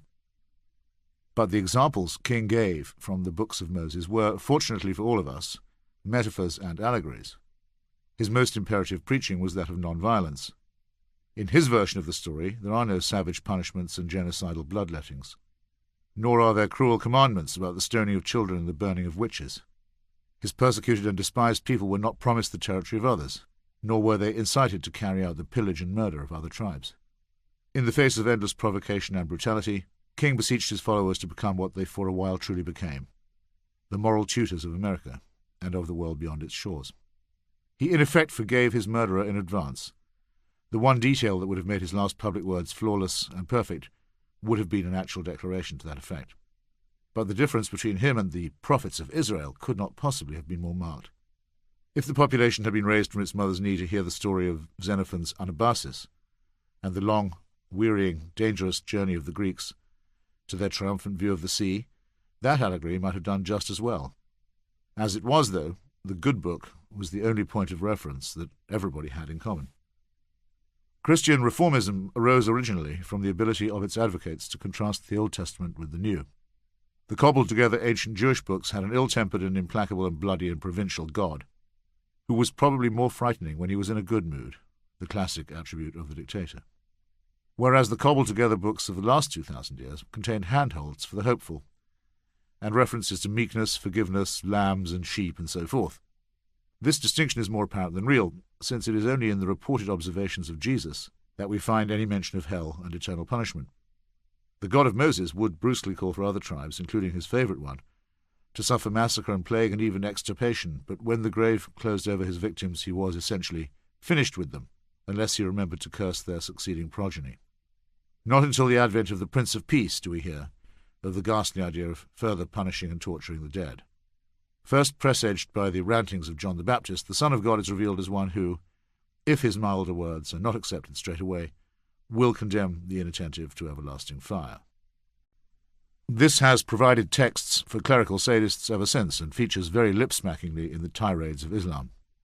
At no point did Dr. King, who was once photographed in a bookstore, waiting calmly for a physician, while the knife of a maniac was sticking straight out of his chest, even hint that those who injured and reviled him were to be threatened with any revenge or punishment in this world or the next, save the consequences of their own brute selfishness and stupidity. And he even phrased that appeal more courteously than, in my humble opinion, its targets deserved. In no real as opposed to nominal sense, then, was he a Christian. This does not in the least diminish his standing as a great preacher, any more does the fact that he was a mammal like the rest of us, and probably plagiarized his doctoral dissertation, and had a notorious fondness for booze and for women a good deal younger than his wife. He spent the remainder of his last evening in orgiastic dissipation, for which I don't blame him.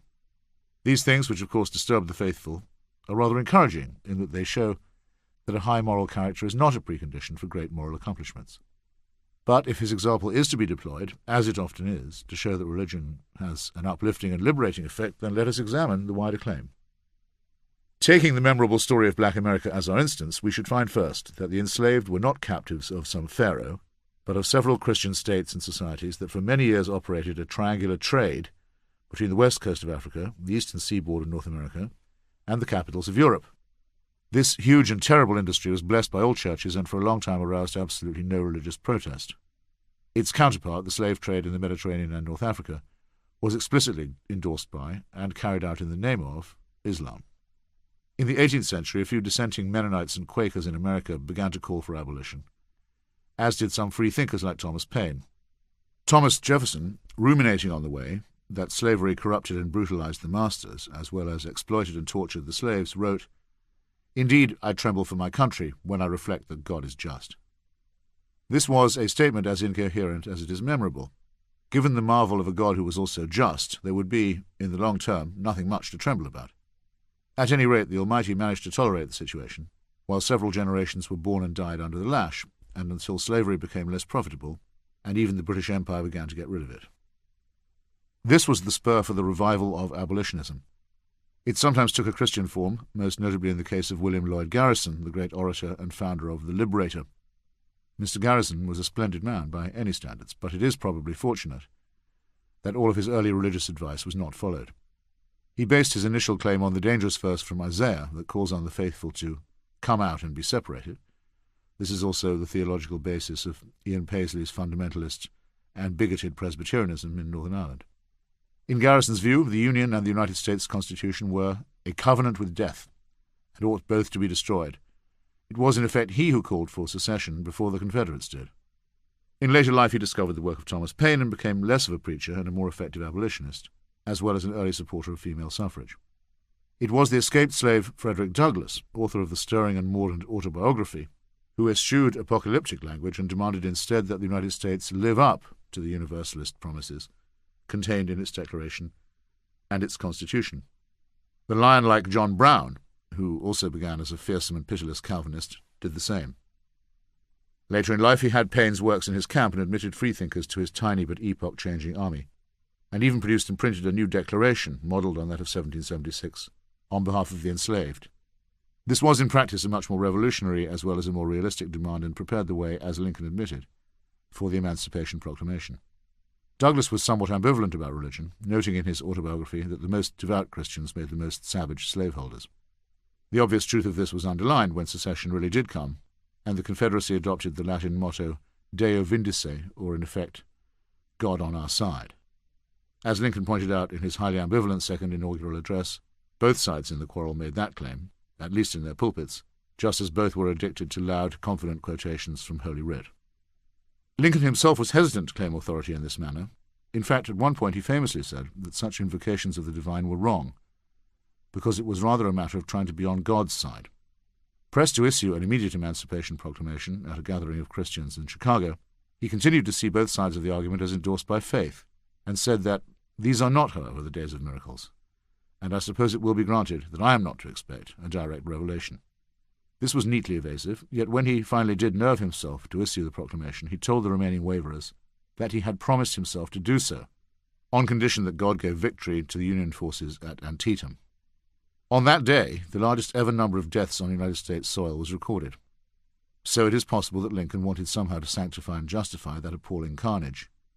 This would be a noble enough thing until one reflects that on the same logic, the same carnage decided the other way would have postponed the freeing of the slaves. As he also said, the rebel soldiers are praying with a great deal more earnestness, I fear, than our own troops, and expecting God to favour their side. For one of our soldiers who had been taken prisoners said that he met with nothing so discouraging as the evident sincerity of those he was among in their prayers. One more bit of battlefield luck for the grey uniforms at Antietam, and the President might have become worried that God had deserted the anti-slavery cause altogether. We do not know Lincoln's private religious beliefs. He was fond of references to Almighty God, but he never joined any church, and his early candidacies were much opposed by clergymen. His friend Herndon knew that he had read Paine and Volney and other freethinkers very closely, and formed the opinion that he was privately an outright unbeliever. This seems improbable. However, it would also be inaccurate to say that he was a Christian. Much evidence supports the view that he was a tormented skeptic with a tendency to deism. Whatever may be the case, the very most that can be said for religion in the grave matter of abolition is that, after many hundreds of years, and having both imposed and postponed the issue, until self-interest had led to a horrifying war, it finally managed to undo some small part of the damage and misery that it had inflicted in the first place. The same can be said of the King epoch. The southern churches returned to their old ways after Reconstruction and blessed the new institutions of segregation and discrimination. It was not until after the Second World War and the spread of decolonization and human rights that the cry for emancipation was raised again. In response, it was again very forcefully asserted, on American soil in the second half of the 20th century, that the discrepant descendants of Noah were not intended by God to be mixed. This barbaric stupidity had real-world consequences. The late Senator Eugene McCarthy told me that he had once urged Senator Pat Robertson, father of the present television prophet, to support some mild civil rights legislation. "I'd sure like to help the colored," came the response, "but the Bible says I can't." The entire self-definition of the South was that it was white and Christian. This is exactly what gave Dr. King his moral leverage, because he could outpreach the rednecks. But the heavy burden would never have been laid upon him if religiosity had not been so deeply entrenched to begin with. As Taylor Branch shows in his trilogy, many of King's inner circle and entourage were secular communists and socialists who had been manuring the ground for a civil rights movement for several decades and helping train brave volunteers like Mrs. Rosa Parks for a careful strategy of mass civil disobedience. And these atheistic associations were to be used against King all the time, especially from the pulpit. Indeed, one result of his campaign was to generate the backlash of white right-wing Christianity, which is still such a potent force below the Mason-Dixon line. When Dr. King's namesake nailed his theses to the door of Wittenberg Cathedral in 1517 and stoutly announced, "Here I stand, I can do no other," he set a standard for intellectual and moral courage. But Martin Luther, who started his religious life being terribly frightened by a near-miss lightning strike, went on to become a bigot and a persecutor in his own right, railing murderously against Jews, screaming about demons, and calling on the German principalities to stamp on the rebellious poor. When Dr. King took a stand on the steps of Mr. Lincoln's memorial and changed history, he too adopted a position that had effectually been forced upon him.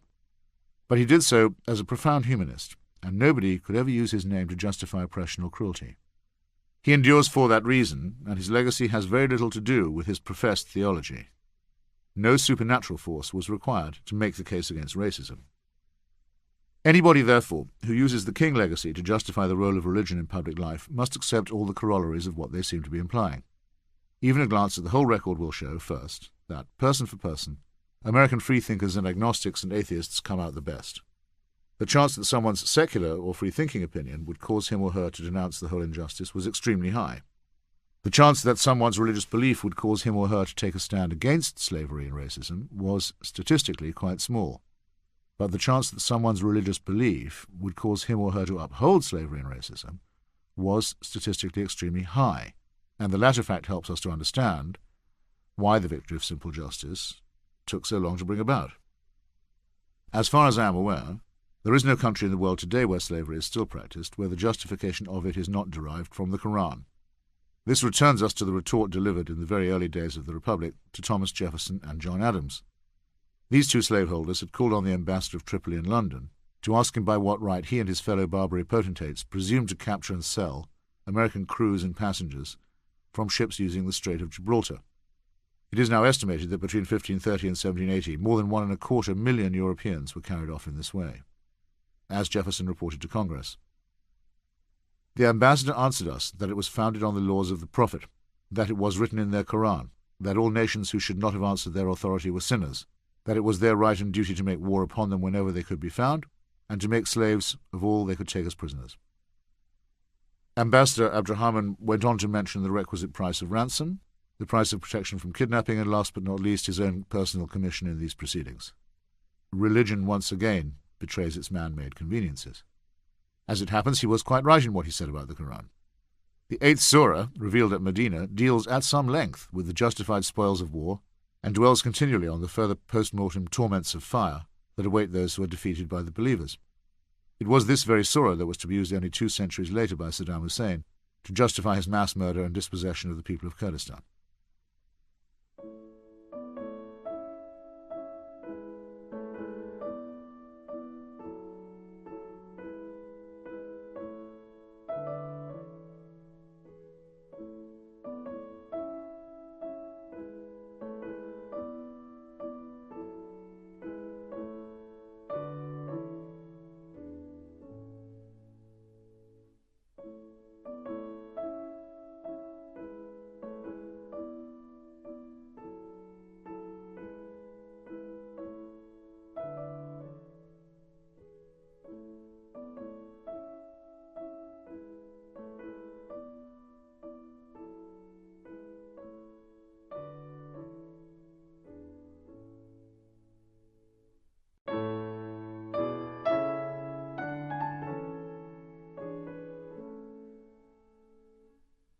Another grand historical episode, the emancipation of India from colonial rule, is often portrayed as though it involved a connection between religious belief and ethical outcomes. As with the heroic battle of Dr. King, the real story tends to show that something like the opposite is the case. After the critical weakening of the British Empire by the First World War, and most particularly after the notorious massacre of Indian protesters at the city of Amritsar in April 1919, it became apparent even to the then controllers of the subcontinent that rule from London would come to an end sooner rather than later. It was no longer a matter of if, but of when. Had this not been the case, a campaign of peaceful disobedience would have stood no chance. Thus Mohandas K. Gandhi, sometimes known as the Mahatma, in respect for his standing as a Hindu elder, was in a sense pushing at an open door. There is no dishonour in that, but it is exactly his religious convictions that make his legacy a dubious rather than a saintly one. To state the matter shortly, he wanted India to revert to a village-dominated and primitive spiritual society. He made power-sharing with Muslims much harder, and he was quite prepared to make hypocritical use of violence when he thought it might suit him. The whole question of Indian independence was interleaved with the question of unity. Would the former British Raj be reborn as the same country, with the same borders and territorial integrity, and yet still be called India? To this, a certain rugged faction of Muslims answered no. Under British rule, they had enjoyed some protection as a very large minority, not to say a privileged one, and they were not willing to exchange this state of affairs for becoming a large minority in a Hindu-dominated state. Thus, the sheer fact that the main force for independence, the Congress Party, was dominated by a conspicuous Hindu, made conciliation very difficult. It could be argued, and indeed I would argue, that Muslim intransigence would have played a destructive role in any case. But the task of persuading ordinary Muslims to leave Congress and join with the partitionist Muslim League was made much easier by Gandhi's talk of Hinduism and by the long, ostentatious hours he spent in cultish practices and in tending his spinning wheel. This wheel, which still appears as the symbol on the Indian flag, was the emblem of Gandhi's rejection of modernity. He took to dressing in rags of his own manufacture and sandals, and to carrying a staff and expressing hostility to machinery and technology. He rhapsodized about the Indian village, where the millennial rhythms of animals and crops would determine how human life was lived. Millions of people would have mindlessly starved to death if his advice had been followed, and would have continued to worship cows, cleverly denominated by the priests as sacred, so that the poor ignorant people would not kill and eat their only capital during times of drought and famine. Gandhi deserves credit for his criticism of the inhuman Hindu system of caste, whereby lower orders of humanity were condemned to an ostracism and contempt that was in some ways even more absolute and cruel than slavery. But at just the moment when what India most needed was a modern secular nationalist leader, it got a fakir and a guru instead. The crux of this unwelcome realization came in 1941, when the Imperial Japanese Army had conquered Malaya and Burma and was on the frontiers of India itself. Believing, wrongly, that this spelled the end of the Raj, Gandhi chose this moment to boycott the political process and issue his notorious call for the British to quit India. He added that they should leave it to God or to anarchy, which in the circumstances would have meant much the same thing. Those who naively credit Gandhi with a conscientious or consistent pacifism might wish to ask if this did not amount to letting the Japanese imperialists do his fighting for him. Among the many bad consequences of the Gandhi Congress decision to withdraw from negotiations was the opening it gave to Muslim League adherents to stay on in the state ministries which they controlled, and thus to enhance their bargaining positions when the moment for independence arrived shortly thereafter. Their insistence that independence take the form of mutilation and amputation, with western Punjab and eastern Bengal hacked away from the national body, became unstoppable. The hideous consequences endure to this day, with further Muslim-on-Muslim bloodbaths in Bangladesh in 1971, the rise of an aggressive Hindu nationalist party, and a confrontation in Kashmir that is still the likeliest provocation for a thermonuclear war. There was always an alternative in the form of the secular position taken by Nehru and Rajago Palachari, who would have traded a British promise of immediate post-war independence for a common alliance on the part of both India and Britain against fascism. In the event, it was in fact Nehru and not Gandhi who led his country to independence, even at the awful price of partition. For decades, a solid brotherhood between British and Indian secularists and leftists had laid out the case for, and won the argument for, the liberation of India. There was never any need for an obscurantist religious figure to impose his ego on the process and both retard and distort it. The whole case was complete without that assumption. One wishes every day that Martin Luther King had lived on and continued to lend his presence and his wisdom to American politics. For the Mahatma, who was murdered by members of a fanatical Hindu sect for not being devout enough, one wishes that he could have lived, if only to see what damage he'd wrought, and is relieved that he did not live to implement his ludicrous spinning wheel program. The argument that religious belief improves people, or that it helps to civilize society, is one that people tend to bring up when they have exhausted the rest of their case. Very well, they seem to say, we cease to insist on the Exodus, say, or the virgin birth, or even the resurrection, or the night flight from Mecca to Jerusalem. But where would people be without faith? Would they not abandon themselves to every kind of license and selfishness? Is it not true, as G.K. Chesterton once famously said, that if people cease to believe in God, they do not believe in nothing but in anything? The first thing to be said is that virtuous behaviour by a believer is no proof at all of, indeed is not even an argument for, the truth of his belief. I might, just for the sake of argument, act more charitably if I believed that Lord Buddha was born from a slit in his mother's side. But would not this make my charitable impulse dependent upon something rather tenuous? By the same token, I do not say that if I catch a Buddhist priest stealing all the offerings left by the simple folk at his temple, Buddhism itself is thereby discredited. And we forget in any case how contingent all this is. Of the thousands of possible desert religions there were, as with the millions of potential species there were, one branch happened to take root and grow. Passing through its Jewish mutations to its Christian form, it was eventually adopted for political reasons by the Emperor Constantine and made into an official faith with, eventually, a codified and enforceable form of its many chaotic and contradictory books. As for Islam, it became the ideology of a highly successful conquest that was adopted by successful ruling dynasties, codified and set down in its turn, and promulgated as the law of the land. One or two military victories the other way, as with Lincoln at Antietam, and we in the West would not be the hostages of village disputes that took place in Judea and Arabia before any serious records were kept. We could have become the votaries of another belief altogether, perhaps a Hindu or an Aztec or a Confucian one, in which case we should still be told that, strictly true or not, it nonetheless helped teach the children the difference between right and wrong.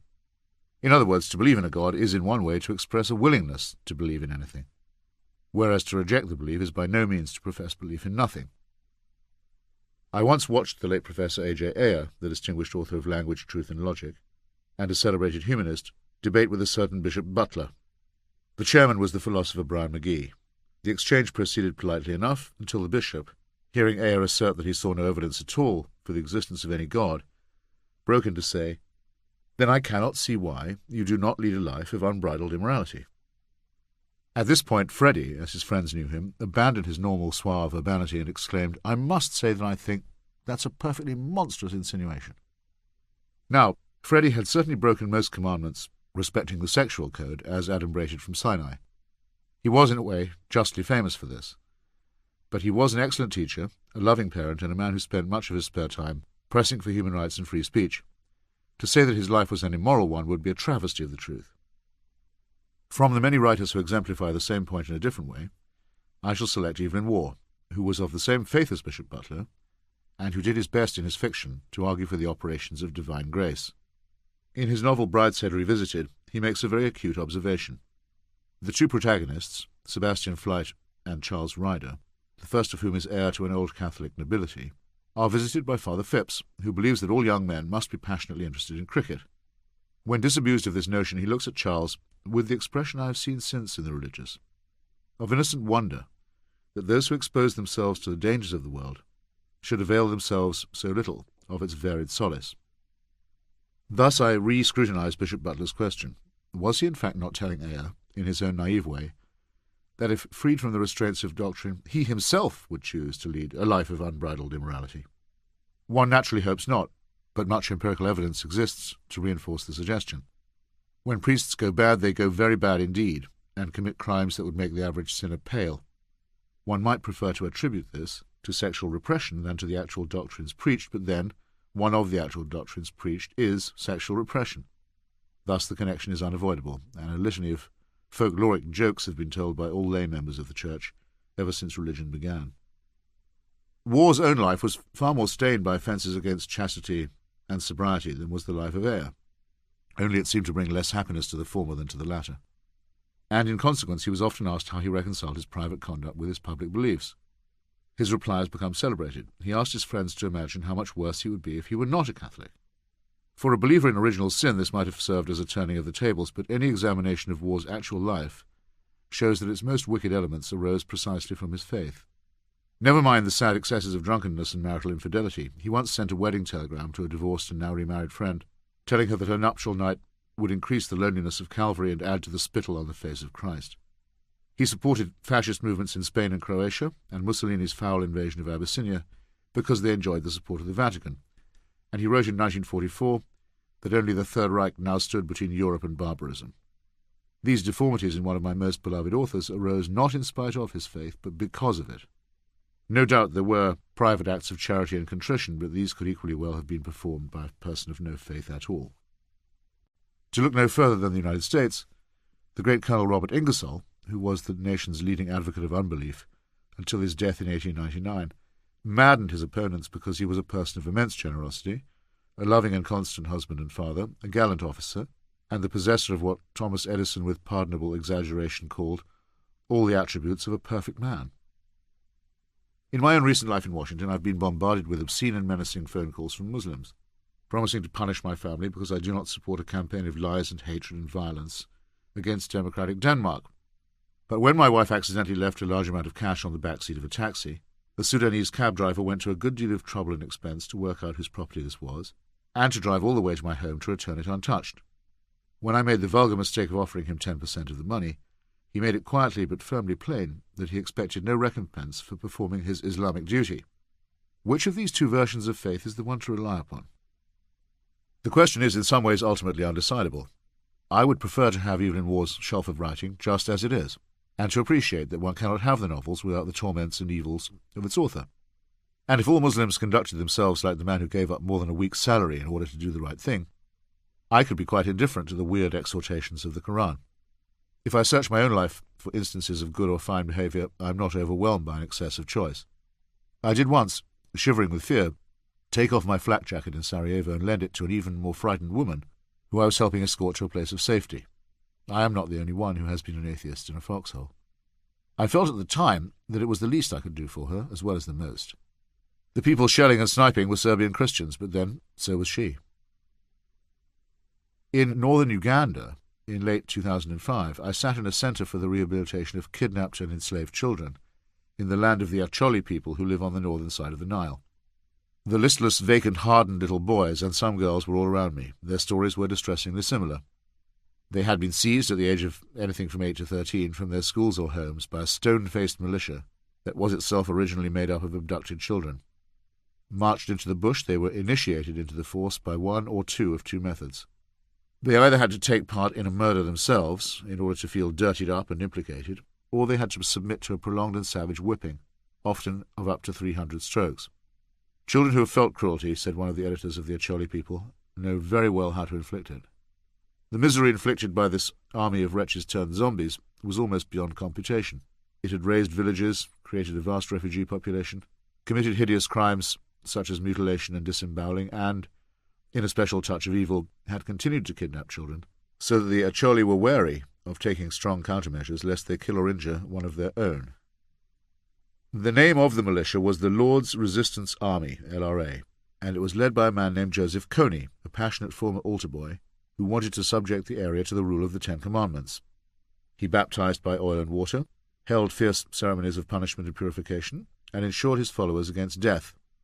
His was a fanatical preachment of Christianity. As it happened, the rehabilitation centre in which I was sitting was also run by a fundamentalist Christian organisation. Having been out into the bush and seen the work of the LRA, I fell to talking with the man who tried to repair the damage. How did he know, I asked him, which of them was the truest believer? Any secular or state-run outfit could be doing what he was doing, fitting prosthetic limbs and providing shelter and counselling, but in order to be Joseph Kony, one had to have real faith. To my surprise, he did not dismiss my question. It was true, he said, that Kony's authority arose in part from his background in a priestly Christian family. It was also true that people were apt to believe he could work miracles by appealing to the spirit world and promising his acolytes that they were death-proof. Even some of those who had run away would still swear that they had seen wonders performed by the man. All that a missionary could do was to try and show people a different face of Christianity. I was impressed by this man's frankness. There were some other defences that he might have offered. Joseph Kony is obviously far away from the Christian mainstream. For one thing, his paymasters and armourers are the cynical Muslims of the Sudanese regime, who use him to make trouble for the government of Uganda, which has in turn supported rebel groups in Sudan. In an apparent reward for this support, Kony at one stage began denouncing the keeping and eating of pigs, which, unless he has become a fundamentalist Jew in his old age, suggests a payoff to his bosses. These Sudanese murderers, in their turn, have for years been conducting a war of extermination, not just against the Christians and animists of southern Sudan, but against the non-Arab Muslims of Darfur province. Islam may officially make no distinction between races and nations, but the slaughterers in Darfur are Arab Muslims, and their victims are African Muslims. The Lord's Resistance Army is nothing but a Christian Khmer Rouge sideshow in this more general horror. An even more graphic example is afforded by the case of Rwanda, which in 1992 gave the world a new synonym for genocide and sadism. This former Belgian possession is the most Christian country in Africa, boasting the highest percentage of churches per head of population, with 65% of Rwandans professing Roman Catholicism and another 15% adhering to various Protestant sects. The words per head took on a macabre ring in 1992, when at a given signal the racist militias of Hutu power, incited by state and church, fell upon their Tutsi neighbours and slaughtered them en masse. This was no atavistic spasm of bloodletting, but a coldly rehearsed African version of the final solution, which had been in preparation for some time. The early warning of it came in 1987, when a Catholic visionary with the deceptively folksy name of Little Pebbles began to boast of hearing voices and seeing visions, these deriving from the Virgin Mary. The said voices and visions were distressingly bloody, predicting massacre and apocalypse, but also, as if in compensation, the return of Jesus Christ on Easter Sunday 1992. Apparitions of Mary, on a hilltop named Kibeho, were investigated by the Catholic Church and announced to be reliable. The wife of the Rwandan president, Agatha Habyarimana, was specially entranced by these visions and maintained a close relationship with the Bishop of Kigali, Rwanda's capital city. This man, Monsignor Vincent Nsengiyumva, was also a Central Committee member of President Habyarimana's single ruling party, the National Revolutionary Movement for Development, or NRMD. This party, together with other organs of state, was fond of rounding up any women of whom it disapproved as prostitutes, and of encouraging Catholic activists to trash any stores that sold contraceptives. Over time, the word spread that prophecy would be fulfilled and that the cockroaches, the Tutsi minority, would soon get what was coming to them. When the apocalyptic year of 1994 actually hit and the premeditated and coordinated massacres began, many frightened Tutsi and dissident Hutu were unwise enough to try and take refuge in churches. This made life considerably easier for the Interahamwe, or government and military death squads, who knew where to find them and who could rely on priests and nuns to point out the locations. This is why so many of the mass grave sites that have been photographed are on consecrated ground, and it is also why several clergymen and nuns are in the dock at the ongoing Rwandan genocide trials.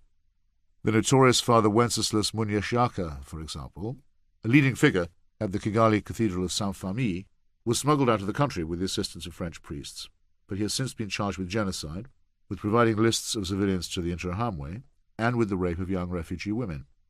He is by no means the only cleric to have faced similar charges.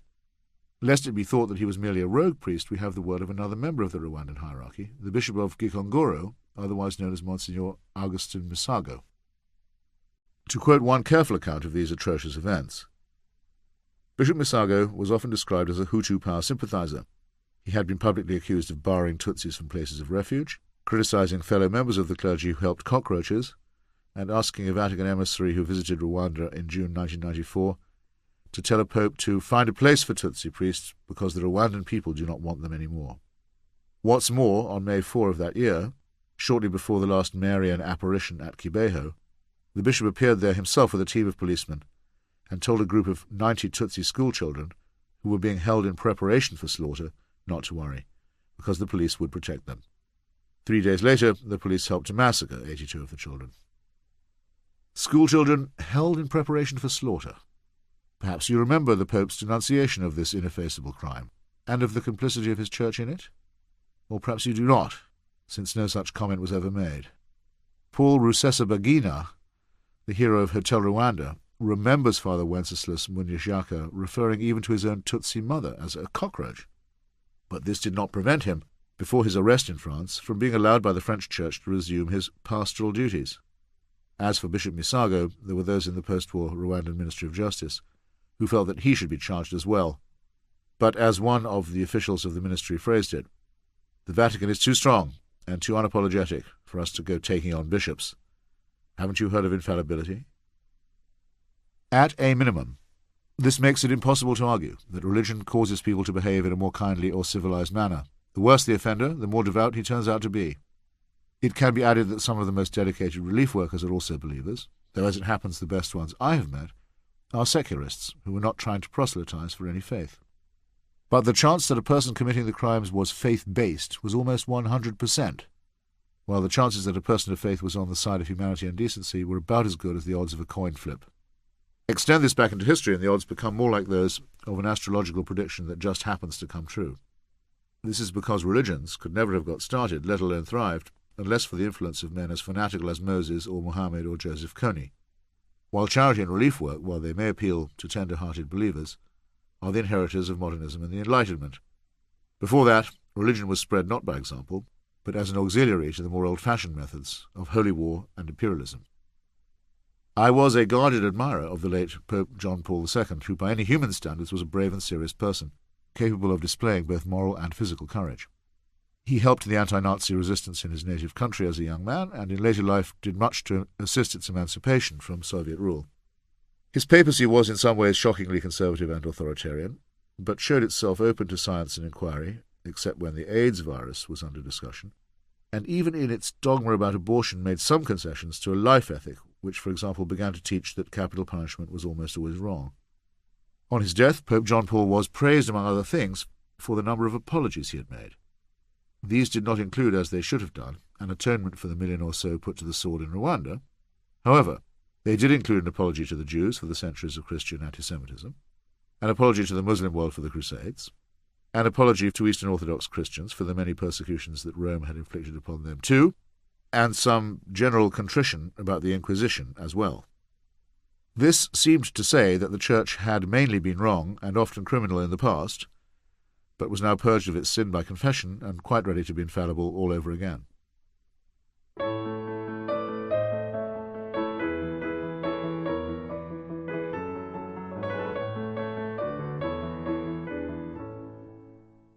Chapter 14. There is no Eastern solution. The crisis of organized religion in the West, and the numberless ways in which religious morality has actually managed to fall well below the human average, has always led some anxious seekers to pursue a softer solution east of Suez. Indeed, I once joined these potential adepts and acolytes, donning orange garb and attending the ashram of a celebrated guru in Pune, in the lovely hills above Bombay. I adopted this sannyas mode in order to help make a documentary film for the BBC. So you may well question my objectivity if you wish, but the BBC at that time did have a standard of fairness, and my mandate was to absorb as much as I could. One of these days, having in the course of my life been an Anglican, educated at a Methodist school, converted by marriage to Greek Orthodoxy, recognized as an incarnation by the followers of Sai Baba, and remarried by a rabbi, I shall be able to try and update William James's Varieties of Religious Experience. The guru in question was named Bhagwan Sri Rajneesh. Bhagwan simply means God or godly, and Sri means holy. He was a man with huge soulful eyes and a bewitching smile, and a natural if somewhat dirty sense of humour. His sibilant voice, usually deployed through a low-volume microphone at early morning darshan, possessed a faintly hypnotic quality. This was of some use in alleviating the equally hypnotic platitudinousness of his discourses. Perhaps you have read Anthony Pole's tremendous 12-volume novel sequence, A Dance to the Music of Time.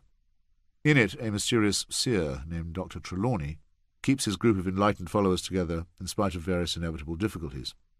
These initiates can recognize each other not by the individuality of their garb, but by an exchange of avowals. On meeting, the first must intone, "The essence of the all is the Godhead of the true." The proper response to this is, "The vision of visions heals the blindness of sight." Thus is the spiritual handshake effected. I heard nothing at the Bhagwan's knee. One had to sit cross-legged. That was any more profound than that. There was more emphasis on love in its eternal sense than in Dr. Trelawney's circle, and certainly there was more emphasis on sex in its immediate sense, but on the whole, the instruction was innocuous. Or it would have been, if not for a sign at the entrance to the Bhagwan's preaching tent. This little sign never failed to irritate me. It read, "Shoes and minds must be left at the gate." There was a pile of shoes and sandals next to it, and in my transcendent condition I could almost picture a heap of abandoned and empty mentalities to round out this literally mindless little motto. I even attempted a brief parody of a Zen koan. What is the reflection of a mind discarded? For the blissed-out visitor or tourist, the ashram presented the outward aspect of a fine spiritual resort, where one could burble about the beyond in an exotic and luxurious setting. But within its holy precincts, as I soon discovered, there was a more sinister principle at work. Many damaged and distraught personalities came to Pune, seeking advice and counsel. Several of them were well off. The clients or pilgrims included a distant member of the British royal family, and were at first urged, as with so many faiths, to part with all their material possessions. Proof of the efficacy of this advice could be seen in the fleet of Rolls-Royce motor cars maintained by the Bhagwan and deemed to be the largest such collection in the world. After this relatively brisk fleecing, initiates were transferred into group sessions where the really nasty business began. Wolfgang Dobrovolny's film Ashram, shot in secret by a former devotee and adapted for my documentary, shows the playful term Kundalini in a fresh light. In a representative scene, a young woman is stripped naked and surrounded by men who bark at her, drawing attention to all her physical and psychic shortcomings, until she's abject with tears and apologies. At this point she is hugged and embraced and comforted and told that she now has a family. Sobbing with masochistic relief, she humbly enters the tribe. It was not absolutely clear what she had to do in order to be given her clothes back, but I did hear some believable and ugly testimony on this point. In other sessions involving men, things were rough enough for bones to be broken and lives lost. The German princeling of the House of Windsor was never seen again, and his body was briskly cremated without the tedium of an autopsy. I had been told in respectful and awed tones that the Bhagwan's body has some allergies, and not long after my sojourn he fled the ashram and then apparently decided that he had no further use for his earthly frame. What happened to the Rolls-Royce collection I never found out, but his acolytes received some kind of message to reconvene in the small town of Antelope, Oregon in the early months of 1983, and this they did, though now less committed to the Pacific and laid-back style. The local inhabitants were disconcerted to find an armed compound being erected in their neighborhood, with unsmiling orange-garbed security forces. An attempt to create space for the new ashram was apparently made. In a bizarre episode, food poisoning matter was found to have been spread over the produce in an Antelope supermarket. Eventually, the commune broke up and dispersed amid serial recriminations, and I have occasionally run into empty-eyed refugees from the Bhagwan's long and misleading tuition. He himself has been reincarnated as Osho, in whose honour a glossy but stupid magazine was being produced until a few years ago. Possibly a remnant of his following still survives. I would say that the people of Antelope, Oregon, missed being as famous as Jonestown by a fairly narrow margin. El sueño de la razón produce monstruos. The sleep of reason, it has been well said, brings forth monsters. The immortal Francisco Goya gave us an etching with this title in his series Los Caprichos, where a man in defenceless slumber is hag-ridden by bats, owls, and other haunters of the darkness. But an extraordinary number of people appear to believe that the mind and the reasoning faculty, the only thing that divides us from our animal relatives, is something to be distrusted and even as far as possible dulled. The search for nirvana and the dissolution of the intellect goes on, and whenever it is tried it produces a Kool-Aid effect in the real world. Make me one with everything. So goes the Buddhist's humble request to the hot dog vendor. But when the Buddhist hands over a $20 bill to the vendor, in return for his slathered bun, he waits a long time for his change. Finally asking for it, he is informed that change comes only from within.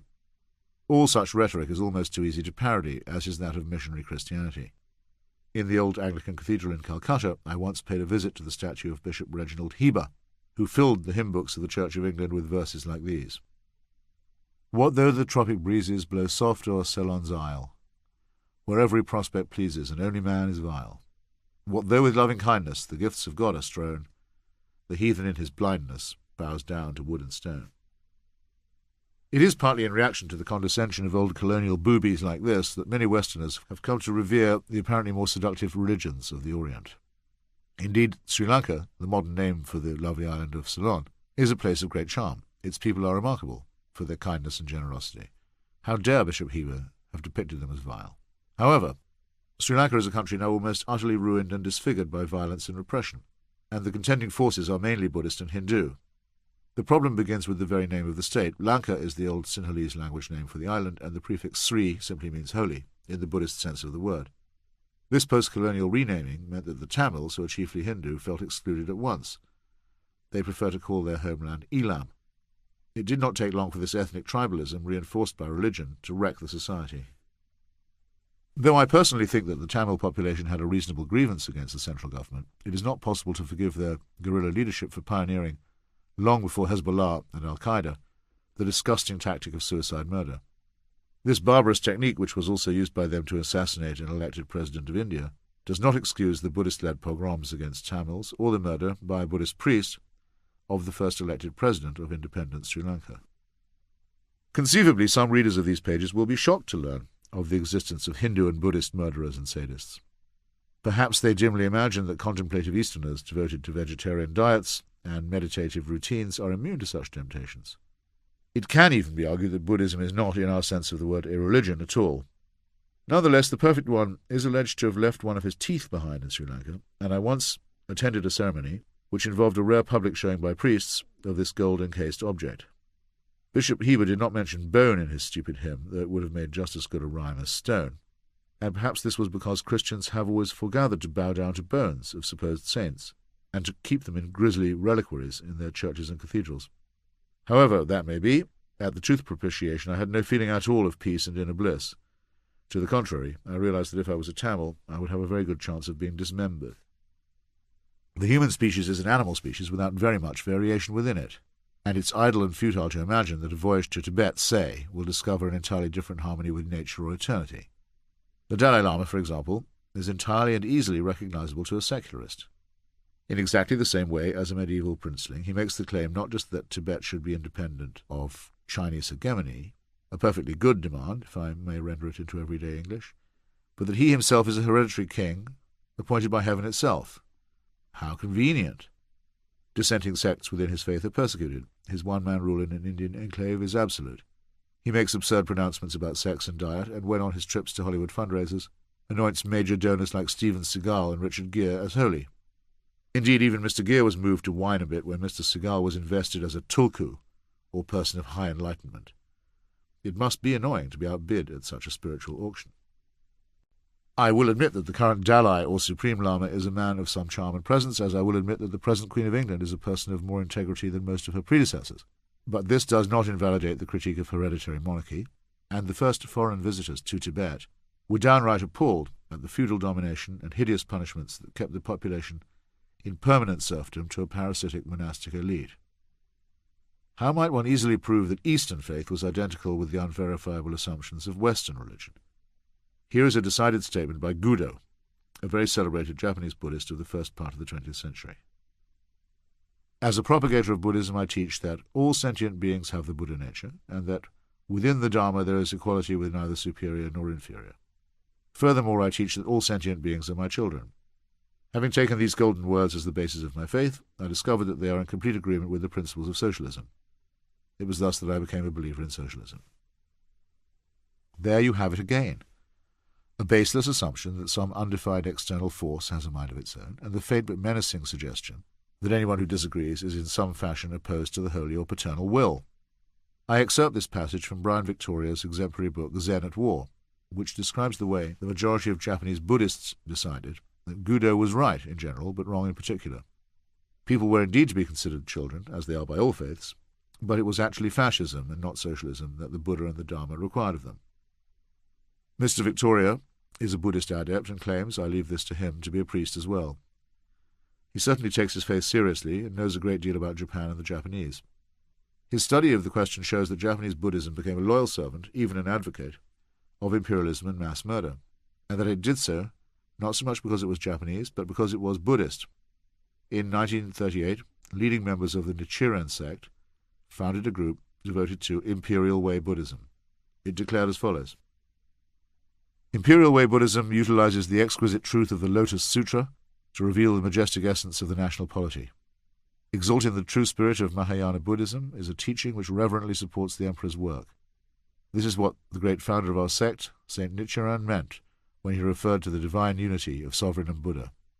For this reason, the principal image of adoration in Imperial Way Buddhism is not Buddha Shakyamuni, who appeared in India, but His Majesty the Emperor, whose lineage extends over 10,000 generations. Effusions like this are, however wicked they may be, almost beyond criticism. They consist, like most professions of faith, in merely assuming what has to be proved. Thus, a bald assertion is then followed with the words, "for this reason," as if all the logical work had been done by making the assertion.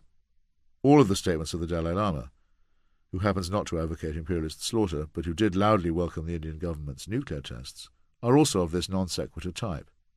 Scientists have an expression for hypotheses that are utterly useless even for learning from mistakes. They refer to them as being not even wrong. Most so-called spiritual discourse is of this type. You will notice further that in the view of this school of Buddhism, there are other schools of Buddhism every bit as contemplative that are in error. This is just what an anthropologist of religion would expect to find of something that was, having been manufactured, doomed to be schismatic. But on what basis could a devotee of Buddha Shakyamuni argue that his Japanese co-thinkers were in error themselves? Certainly not by using reasoning or evidence, which are quite alien to those who talk of the exquisite truth of the Lotus Sutra. Things went from bad to worse once Japanese generals had mobilized their Zen-obedient zombies into complete obedience. The mainland of China became a killing field, and all the major sects of Japanese Buddhism united to issue the following proclamation: Revering the imperial policy of preserving the Orient, the subjects of Imperial Japan bear the humanitarian destiny of 1 billion people of color. We believe it is time to effect a major change in the course of human history, which has been centered on Caucasians. This echoes the line taken by the Shinto, another quasi-religion enjoying state support. The Japanese soldiers really fell for the cause of Asian independence. Every year there is a famous controversy about whether Japan's civil and spiritual leaders should visit the Yakasuni Shrine, which officially ennobles Hirohito's army. Every year, millions of Chinese and Koreans and Burmese protest that Japan was not the enemy of imperialism in the Orient, but a newer and more vicious form of it, and that the Yakasuni Shrine is a place of horror. How interesting, however, to note that Japanese Buddhists of the time regarded their country's membership of the Nazi-fascist Axis as a manifestation of liberation theology. Or, as the United Buddhist leadership phrased it at the time, in order to establish eternal peace in East Asia, arousing the great benevolence and compassion of Buddhism, we are sometimes accepting and sometimes forceful. We now have no choice but to exercise the benevolent forcefulness of killing one in order that many may live. Isatsu Tasho. This is something which Mahayana Buddhism approves of, only with the greatest of seriousness. No holy war or crusade advocate could have put it better. The eternal peace bit is particularly excellent. By the end of the dreadful conflict that Japan had started, it was Buddhist and Shinto priests who were recruiting and training the suicide bombers, or kamikaze, divine wind, fanatics, assuring them that the emperor was a golden wheel-turning sacred king, one indeed of the four manifestations of the ideal Buddhist monarch, and a Tathagata, or fully enlightened being, of the material world. And, since Zen treats life and death indifferently, why not abandon the cares of this world and adopt a policy of prostration at the feet of a homicidal dictator? This grisly case also helps to undergird my general case for considering faith as a threat. It ought to be possible for me to pursue my studies and researches in one house, and for the Buddhist to spin his wheel in another. But contempt for the intellect has a strange way of not being passive. One of two things may happen. Those who are innocently credulous may become easy prey for those who are less scrupulous, and who seek to lead and inspire them. Or those whose credulity has led their own society into stagnation may seek a solution, not in true self-examination, but in blaming others for their backwardness. Both these things happened in the most consecratedly spiritual society of them all. Although many Buddhists now regret that deplorable attempt to prove their own superiority, no Buddhist since then has been able to demonstrate that Buddhism was wrong in its own terms. A faith that despises the mind and the free individual, that preaches submission and resignation, and that regards life as a poor and transient thing, is ill-equipped for self-criticism. Those who become bored by conventional Bible religions and seek enlightenment by way of the dissolution of their own critical faculties into nirvana in any form had better take a warning. They may think they are leaving the realm of despised materialism, but they are still being asked to put their reason to sleep and to discard their minds along with their sandals.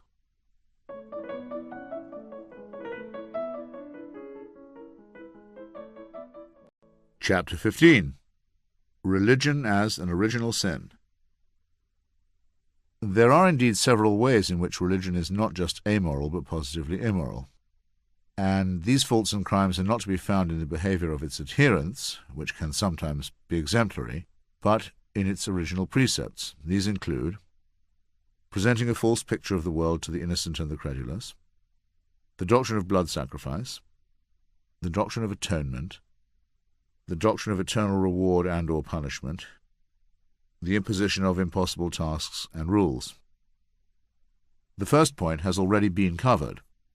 All the creation myths of all peoples have long been known to be false, and have fairly recently been replaced by infinitely superior and more magnificent explanations.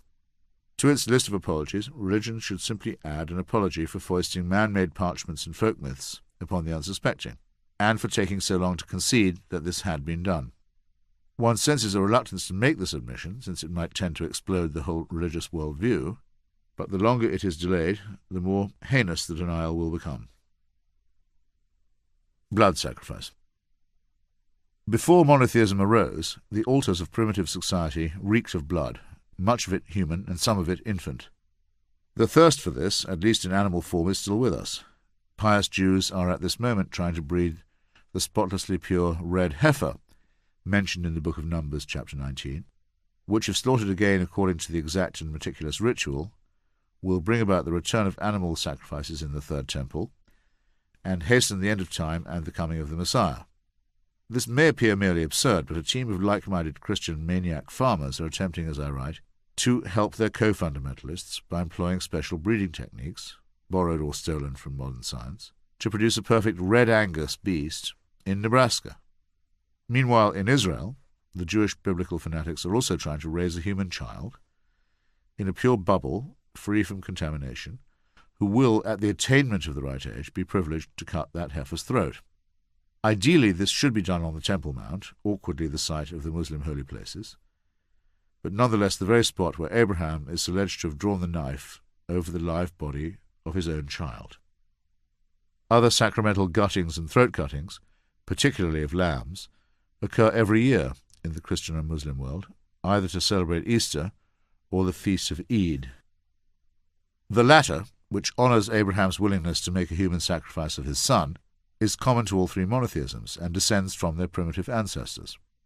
There is no softening the plain meaning of this frightful story. The prelude involves a series of vilenesses and delusions, from the seduction of Lot by both his daughters, to the marriage of Abraham to his stepsister, the birth of Isaac to Sarah when Abraham was 100 years old, and many other credible and incredible rustic crimes and misdemeanours. Perhaps afflicted by a poor conscience, but at any rate believing himself commanded by God, Abraham agreed to murder his son. He prepared the kindling, laid the tied-up boy upon it, thus showing that he knew the procedure, and took up the knife in order to kill the child like an animal. At the last available moment his hand was stayed, not by God, as it happens, but by an angel, and he was praised from the clouds for showing his sturdy willingness to murder an innocent in expiation of his own crimes. As a reward for his fealty, he was promised a large and long posterity. Not long after this, though the Genesis narrative is not very well illustrated in point of time, his wife Sarah expired at the age of 127, and her dutiful husband found her a place of burial in a cave in the town of Hebron. Having outlived her by attaining the fine old age of 175, and having fathered 6 more children meanwhile, Abraham was eventually buried in the same cave. To this day, religious people kill each other and kill each other's children for the right to exclusive property in this unidentifiable and unlocatable hole in a hill. There was a terrible massacre of Jewish residents of Hebron during the Arab Revolt of 1929, when 67 Jews were slaughtered. Many of these were Lubavitchers, who regard all non-Jews as racially inferior, and who had moved to Hebron because they believed the Genesis myth, but this does not excuse the pogrom. Remaining outside the border of Israel until 1967, the town was captured that year with much fanfare by Israeli forces and became part of the occupied West Bank. Jewish settlers began to return under the leadership of a particularly violent and obnoxious rabbi named Moshe Levinger, and to build an armed settlement named Kiryat Arba above the town, as well as some smaller settlements within it. The Muslims among the mainly Arab inhabitants continued to claim that the praiseworthy Abraham indeed had been willing to murder his son, but only for their religion and not for the Jews. This is what submission means. When I visited the place, I found that the supposed cave of the patriarchs, or cave of Machpelah, had separate entrances and separate places of worship for the two warring claimants to the right to celebrate this atrocity in their own names. A short while before I arrived, another atrocity had occurred.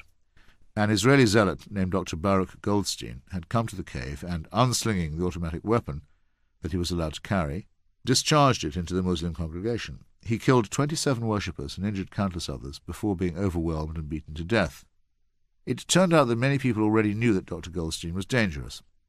While serving as a physician in the Israeli army, he had announced that he would not treat non-Jewish patients, such as Israeli Arabs, especially on the Sabbath. As it happens, he was obeying rabbinic law in declining to do this, as many Israeli religious courts have confirmed. So an easy way to spot an inhumane killer was to notice that he was guided by a sincere and literal observance of the divine instruction. Shrines in his name have been set up by the more doggedly observant Jews ever since, and of those rabbis who condemned his action, not all did so in unequivocal terms. The curse of Abraham continues to poison Hebron, but the religious warrant for blood sacrifice poisons our entire civilization. Atonement. Previous sacrifices of humans, such as the Aztec and other ceremonies from which we recoil, were common in the ancient world and took the form of propitiatory murder. An offering of a virgin or an infant or a prisoner was assumed to appease the gods. Once again, not a very good advertisement for the moral properties of religion. Martyrdom, or a deliberate sacrifice of oneself, can be viewed in a slightly different light, though when practiced by the Hindus in the form of sati, or the strongly suggested suicide of widows, it was put down by the British in India for imperial as much as for Christian reasons. Those martyrs who wish to kill others as well as themselves in an act of religious exaltation are viewed more differently still. Islam is ostensibly opposed to suicide per se, but cannot seem to decide whether to condemn or recommend the act of such a bold shaheed. However, the idea of a vicarious atonement, of the sort that so much troubled even C.S. Lewis, is a further refinement of the ancient superstition. Once again we have a father demonstrating love by subjecting a son to death by torture, but this time the father is not trying to impress God. He is God, and he's trying to impress humans. Ask yourself the question, how moral is the following? I am told of a human sacrifice that took place 2,000 years ago, without my wishing it, and in circumstances so ghastly that, had I been present, and in possession of any influence, I would have been duty-bound to try and stop it.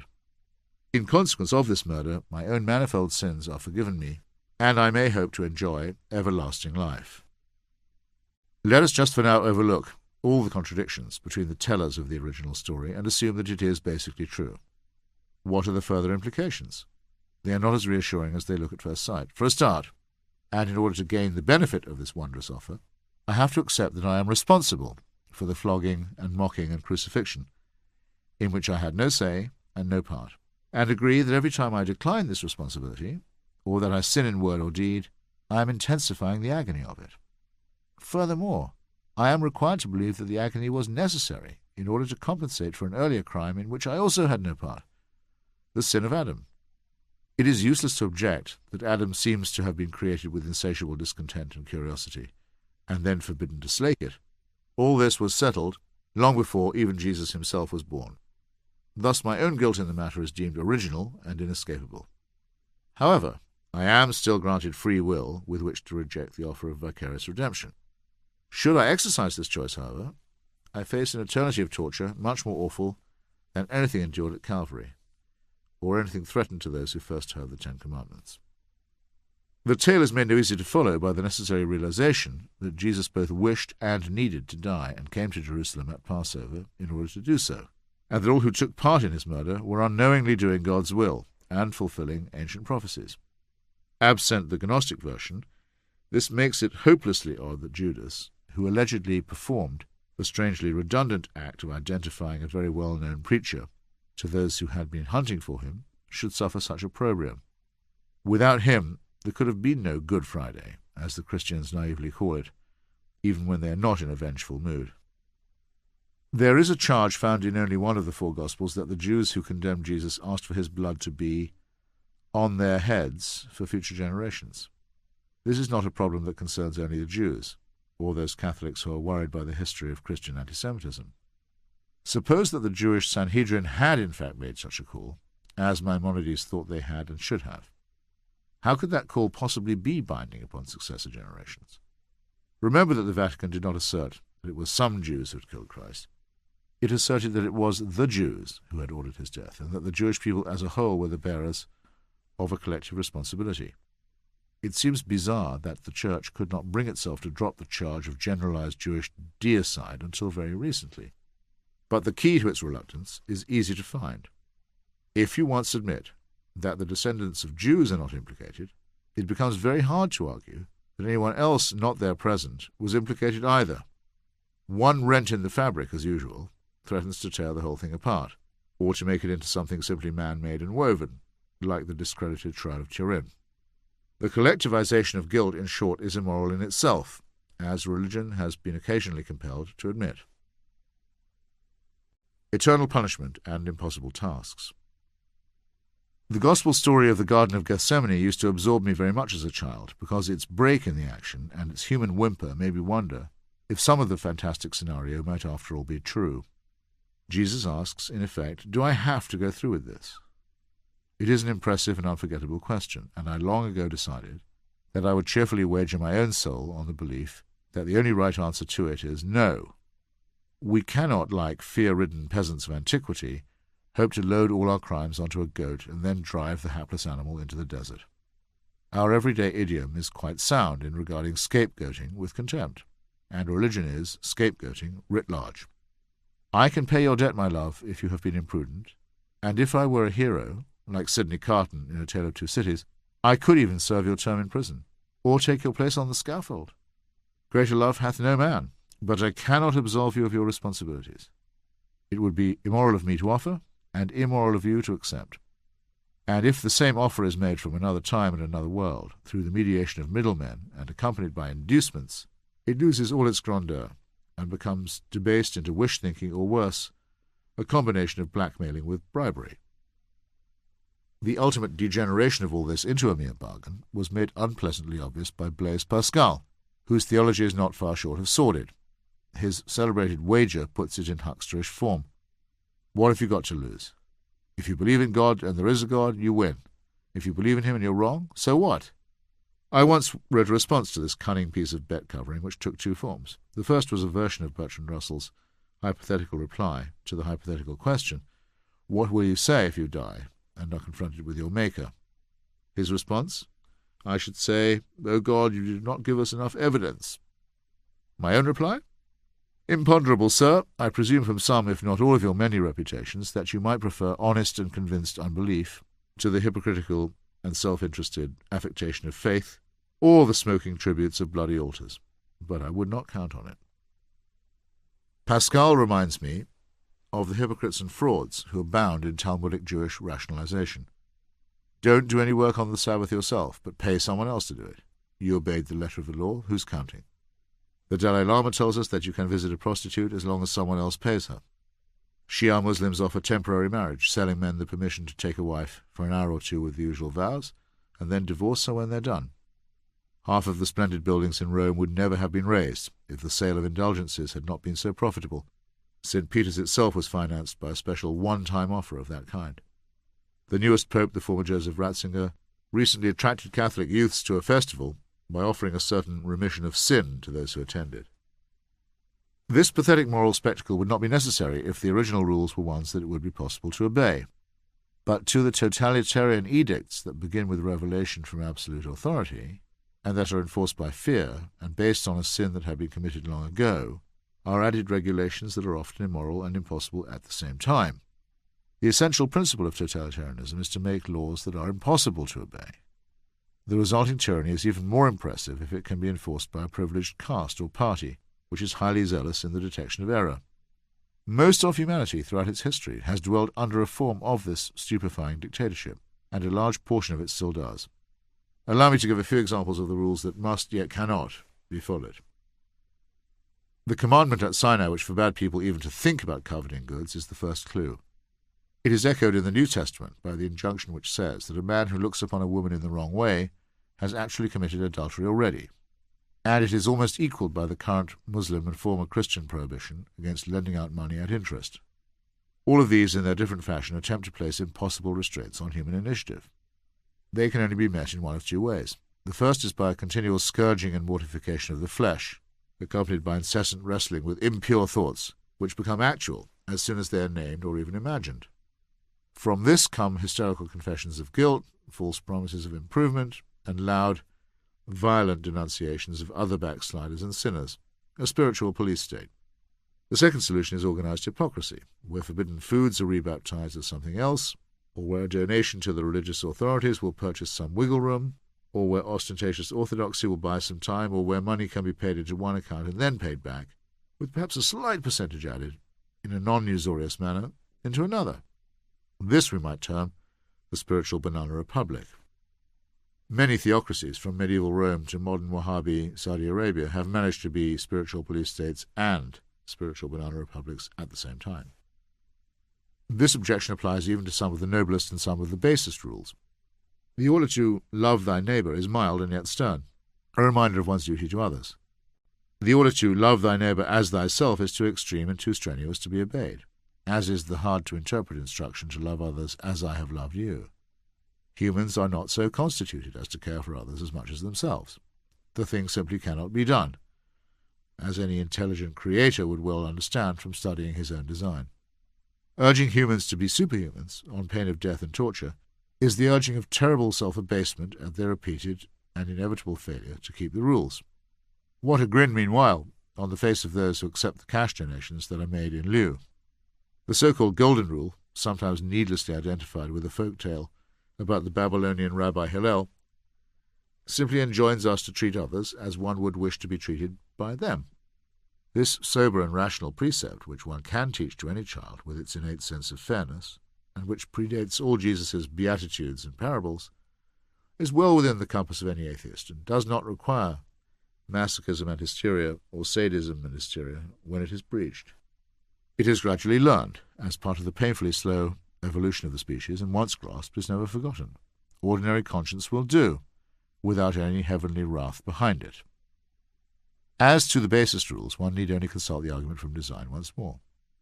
People wish to enrich and better themselves, and though they may well lend or even give money to a friend or relative in need, and ask for nothing but its eventual return or its grateful acknowledgement, they will not advance money to perfect strangers without expecting interest. By a nice chance, cupidity and avarice are the spur to economic development. No student of the subject, from David Ricardo to Karl Marx to Adam Smith, has been unaware of this fact. It is not from the benevolence of the baker, observed Smith in his shrewd Scots manner, that we expect our daily bread, but from his self-interest in baking and selling it. In any case, one may choose to be altruistic, whatever that may mean, but by definition one may not be compelled into altruism. Perhaps we would be better mammals if we were not made this way, but surely nothing could be sillier than having a maker who then forbade the very same instinct he instilled. Free will, reply the casuists. You do not have to obey the laws against murder or theft either. Well, one may be genetically programmed for a certain amount of aggression and hatred and greed, and yet also evolved enough to beware of following every prompting. If we gave in to our base instinct every time, civilization would have been impossible, and there would be no writing in which to continue this argument.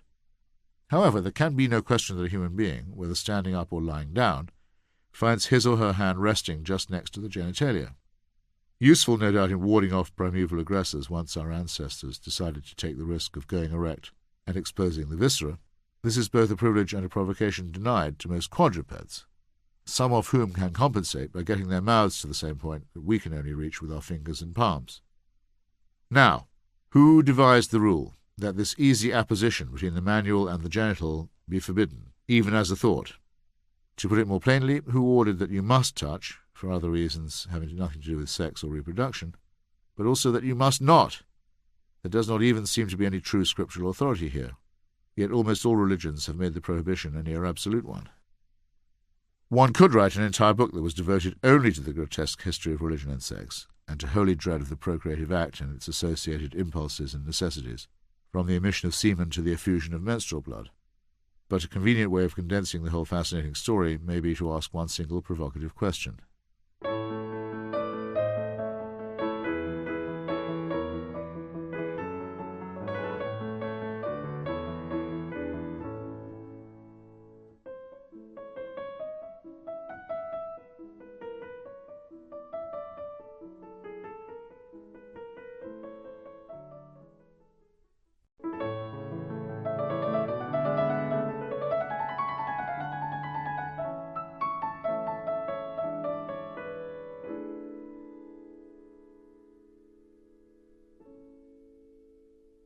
Chapter 16.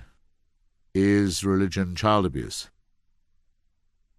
Tell me straight out, I call on you. Answer me. Imagine that you yourself are building the edifice of human destiny with the object of making people happy in the finale, of giving them peace and rest at last. But for that you must inevitably and unavoidably torture just one tiny creature, that same child who was beating her chest with her little fist, and raise your edifice on the foundation of her unrequited tears. Would you agree to be the architect on such conditions? Tell me the truth. Ivan to Alyosha in The Brothers Karamazov. When we consider whether religion has done more harm than good, not that this would say anything at all about its truth or authenticity, we are faced with an imponderably large question. How can we ever know how many children had their psychological and physical lives irreparably maimed by the compulsory inculcation of faith? This is almost as hard to determine as the number of spiritual and religious dreams and visions that came true, which in order to possess even a minimal claim to value would have to be measured against all the unrecorded and unremembered ones that did not. But we can be sure that religion has always hoped to practice upon the unformed and undefended minds of the young, and has gone to great lengths to make sure of this privilege by making alliances with secular powers in the material world. One of the great instances of moral terrorism in our literature is the sermon preached by Father Arnall in James Joyce's Portrait of the Artist as a Young Man. This disgusting old priest is readying Stephen Dedalus and his other young charges for a retreat in honour of St. Francis Xavier, the man who brought the Inquisition to Asia, and whose bones are still revered by those who choose to revere Burns. He decides to impress them with a long and gloating account of eternal punishment, of the sort which the Church used to mandate when it still had the confidence to do so.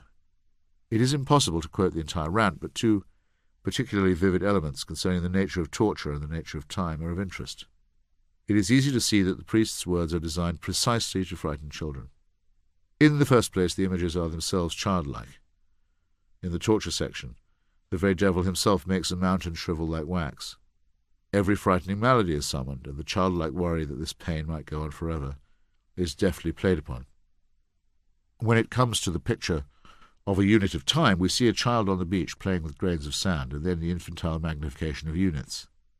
Daddy, what if there were a million squilling kittens? Would they fill up the whole world? And then, adding further multiplicities, the evocation of nature's leaves and the easily conjured fur and feathers and scales of the family pet. For centuries, grown men have been paid to frighten children in this way, and to torture and beat and violate them as well, as they also did in Joyce's memory and the memory of countless others. The other man-made stupidities and cruelties of the religious are easy to detect as well. The idea of torture is as old as the nastiness of mankind, which is the only species with the imagination to guess what it might feel like when imposed upon another. We cannot blame religion for this impulse, but we can condemn it for institutionalizing and refining the practice. The museums of medieval Europe, from Holland to Tuscany, are crammed with instruments and devices upon which holy men laboured devoutly, in order to see how long they could keep someone alive while being roasted. It is not needful to go into further details, but there were also religious books of instruction in this art, and guides for the detection of heresy by pain. Those who were not lucky enough to be allowed to take part in the auto da fe, or act of faith, as a torture session was known, were permitted free rein to fantasize as many lurid nightmares as they could, and to inflict them verbally in order to keep the ignorant in a state of permanent fear. In an era where there was little enough by way of public entertainment, a good public burning or disembowelment or breaking on the wheel was often as much recreation as the saintly dared to allow. Nothing proves the man-made character of religion as obviously as the sick mind that designed hell, unless it is the sorely limited mind that has failed to describe heaven, except as a place of either worldly comfort, eternal tedium, or, as Tertullian thought, continual relish in the torture of others. Pre-Christian hells were highly unpleasant too, and called upon the same sadistic ingenuity for their invention. However, some of the early ones we know of, most notably the Hindu, were limited in time. A sinner, for example, might be sentenced to a given number of years in hell, where every day counted as 6,400 human years. If he slew a priest, the sentence thus adjusted would be 149,504,000,000 years. At this point he was allowed nirvana, which seems to mean annihilation. It was left to Christians to find a hell from which there was no possible appeal, and the idea is easily plagiarized. I once heard Louis Farrakhan, leader of the heretical black-only Nation of Islam, as he drew a hideous roar from a mob in Madison Square Garden. Hurling spittle at the Jews, he yelled, "And don't you forget, when it's God who puts you in the ovens, it's forever." The obsession with children and with rigid control over their upbringing has been part of every system of absolute authority. It may have been a Jesuit, who was first actually quoted as saying, "Give me the child until he is 10 and I'll give you the man," but the idea is very much older than the school of Ignatius Loyola. Indoctrination of the young often has the reverse effect, as we also know from the fate of many secular ideologies. But it seems that the religious will run this risk in order to imprint the average boy or girl with enough propaganda. What else can they hope to do? If religious instruction were not allowed until the child had attained the age of reason, we would be living in a quite different world. Faithful parents are divided over this, since they naturally hope to share the wonders and delights of Christmas and other fiestas with their offspring, and can also make good use of God as well as of lesser figures like Santa Claus to help tame the unruly. But mark what happens if the child should stray to another faith, let alone another cult, even in early adolescence. The parents will tend to proclaim that this is taking advantage of the innocent. All monotheisms have, or used to have, a very strong prohibition against apostasy for just this reason. In her Memories of a Catholic Girlhood, Mary McCarthy remembers her shock at learning from a Jesuit preacher that her Protestant grandfather, her guardian and friend, was doomed to eternal punishment because he had been baptized in the wrong way. A precociously intelligent child, she would not let the matter drop until she had made the Mother Superior consult some higher authorities and discover a loophole in the writings of Bishop Athanasius, who held that heretics were only damned if they rejected the true church with full awareness of what they were doing. Her grandfather, then, might be sufficiently unaware of the true church to evade hell. But what an agony to which to subject an 11-year-old girl! And only think of the number of less curious children who simply accepted this evil teaching without questioning it. Those who lie to the young in this way are wicked in the extreme. Two instances, one of immoral teaching and the other of immoral practice, may be adduced. The immoral teaching concerns abortion. As a materialist, I think it has been demonstrated that an embryo is a separate body and entity, and not merely, as some really did used to argue, a growth on or in the female body. There used to be feminists who would say that it was more like an appendix, or even, this was seriously maintained, a tumour. That nonsense seems to have stopped. Of the considerations that have stopped it, one is the fascinating and moving view provided by the sonogram, and another is the survival of premature babies of feather-like weight who have achieved viability outside the womb. This is yet another way in which science can make common cause with humanism. Just as no human being of average moral capacity could be indifferent to the sight of a woman being kicked in the stomach, so nobody could fail to be far more outraged if the woman in question was pregnant. Embryology confirms morality. The words unborn child, even when used in a politicized manner, describe a material reality. However, this only opens the argument rather than closes it. There may be many circumstances in which it is not desirable to carry a fetus to full term. Either nature or God appears to appreciate this, since a very large number of pregnancies are aborted, so to speak, because of malformations, and are politely known as miscarriages. Sad though this is, it is probably less miserable an outcome than the vast number of deformed or idiot children who would otherwise have been born or stillborn. or whose brief lives would have been a torment to themselves and others. As with evolution in general, therefore, in utero we see a microcosm of nature and evolution itself. In the first place, we begin as tiny forms that are amphibian, before gradually developing lungs and brains, and growing and shedding that now useless coat of fur, and then struggling out and breathing fresh air after a somewhat difficult transition. Likewise, the system is fairly pitiless in eliminating those who never had a very good chance of surviving in the first place. Our ancestors on the savannah were not going to survive in their turn if they had a clutch of sickly and lolling infants to protect against predators. Here, the analogy of evolution might not be to Adam Smith's invisible hand, a term that I have always distrusted, so much as to Joseph Schumpeter's model of creative destruction, whereby we accustom ourselves to a certain amount of natural failure, taking into account the pitilessness of nature and extending back to the remote prototypes of our species. Thus, not all conceptions are or ever were going to lead to births, and ever since the mere struggle for existence began to abate, it has been an ambition of the human intelligence to gain control over the rate of reproduction. Families who are at the mercy of mere nature, with its inevitable demand for profusion, will be tied to a cycle that is not much better than animal. The best way of achieving a measure of control is by prophylaxis, which has been restlessly sought since records were kept, and which has in our own time become relatively foolproof and painless. The second best fallback solution, which sometimes may be desirable for other reasons, is termination of pregnancy, an expedient which is regretted by many even when it's been undertaken in dire need. All thinking people recognize a painful conflict of rights and interests in this question, and strive to achieve a balance. The only proposition that is completely useless, either morally or practically, is the wild statement that sperms and eggs are all potential lives, which must not be prevented from fusing, and that, when united, however briefly, have souls and must be protected by law. On this basis, an intrauterine device that prevents the attachment of the egg to the wall of the uterus is a murder weapon, and an ectopic pregnancy, the disastrous accident that causes the egg to begin growing inside the fallopian tube, is a human life, instead of an already doomed egg that is also an urgent threat to the life of the mother. Every single step toward the clarification of this argument has been opposed root and branch by the clergy. The attempt even to educate people in the possibility of family planning was anathematized from the first, and its early advocates and teachers were arrested, like John Stuart Mill, or put in jail or thrown out of their jobs. Only a few years ago, Mother Teresa denounced contraception as the moral equivalent of abortion, which logically meant, since she regarded abortion as murder, that a sheath or a pill was a murder weapon also. She was a little more fanatical even than her church, but here again we can see that the strenuous and the dogmatic is the moral enemy of the good. It demands that we believe the impossible and practice the unfeasible, by those who use unborn children as well as born ones as mere manipulable objects of their doctrine. As to immoral practice, it is hard to imagine anything more grotesque than the mutilation of infant genitalia. Nor is it easy to imagine anything more incompatible with the argument from design. We must assume that a designer god would pay special attention to the reproductive organs of his creatures, which are so essential for the continuation of the species.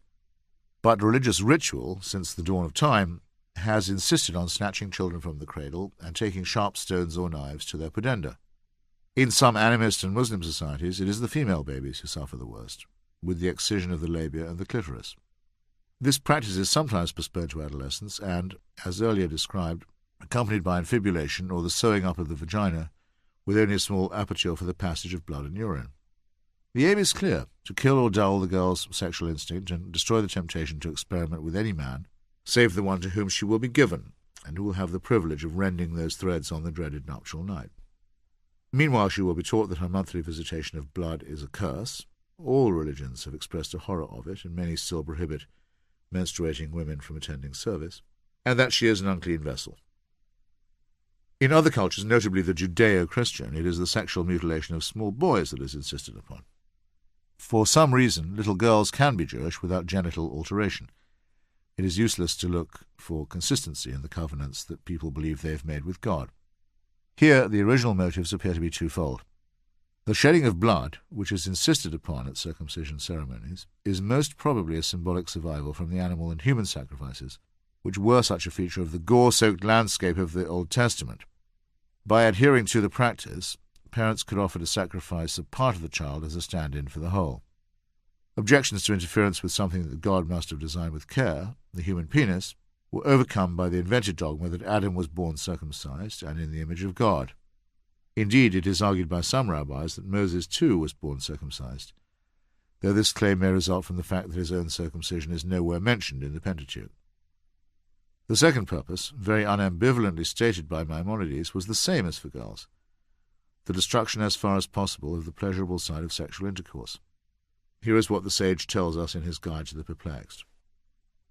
With regard to circumcision, one of the reasons for it is, in my opinion, the wish to bring about a decrease in sexual intercourse and a weakening of the organ in question, so that this activity be diminished and the organ be in as quiet a state as possible. It has been thought that circumcision perfects what is defective congenitally. How can natural things be defective, so that they need to be perfected from outside?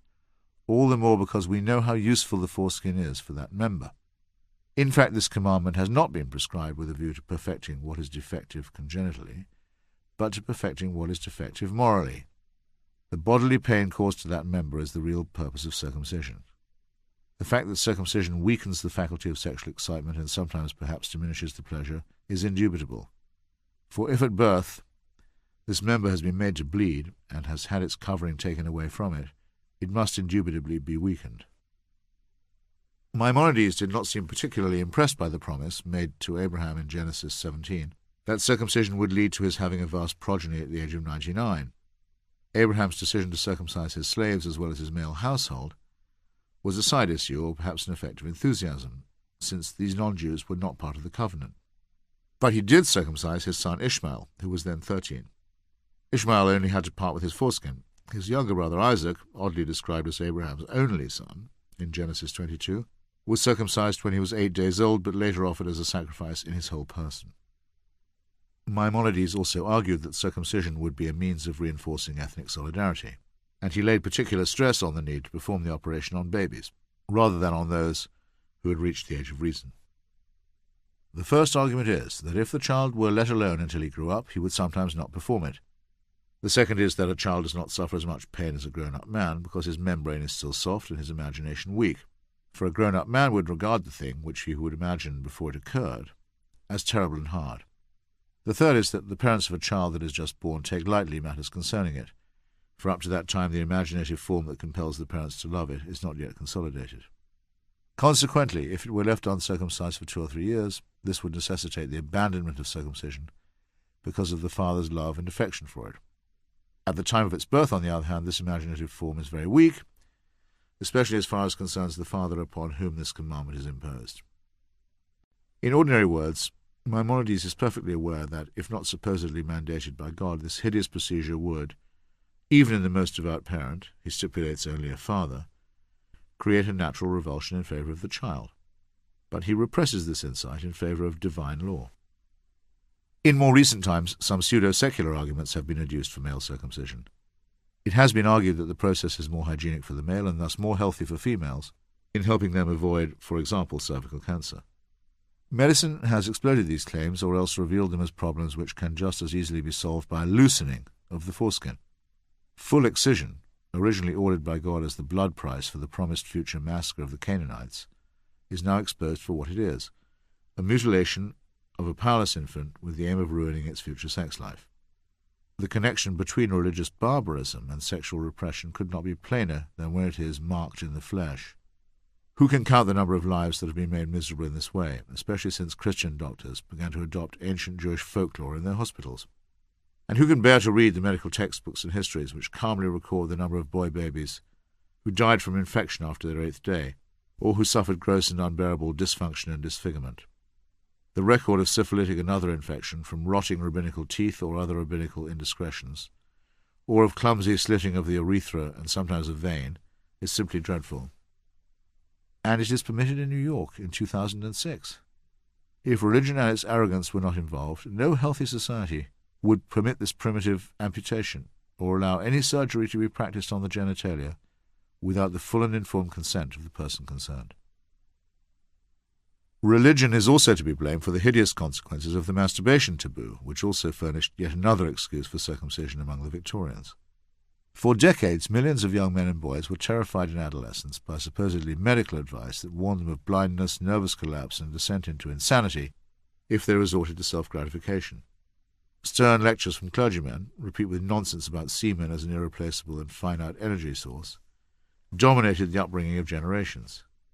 Robert Baden-Powell composed an entire obsessive treatise on the subject, which he used to reinforce the muscular Christianity of his Boy Scout movement.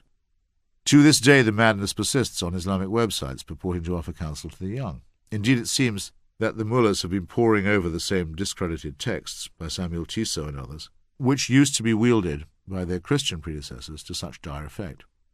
The identical weird and dirty-minded misinformation is on offer, especially from Abdulaziz bin Baz, the late Grand Mufti of Saudi Arabia, whose warnings against onanism are repeated on many Muslim sites. The habit will disrupt the digestive system, he warns, damage the eyesight, inflame the testicles, erode the spinal cord, the place from which sperm originates, and lead to tremors and shakes.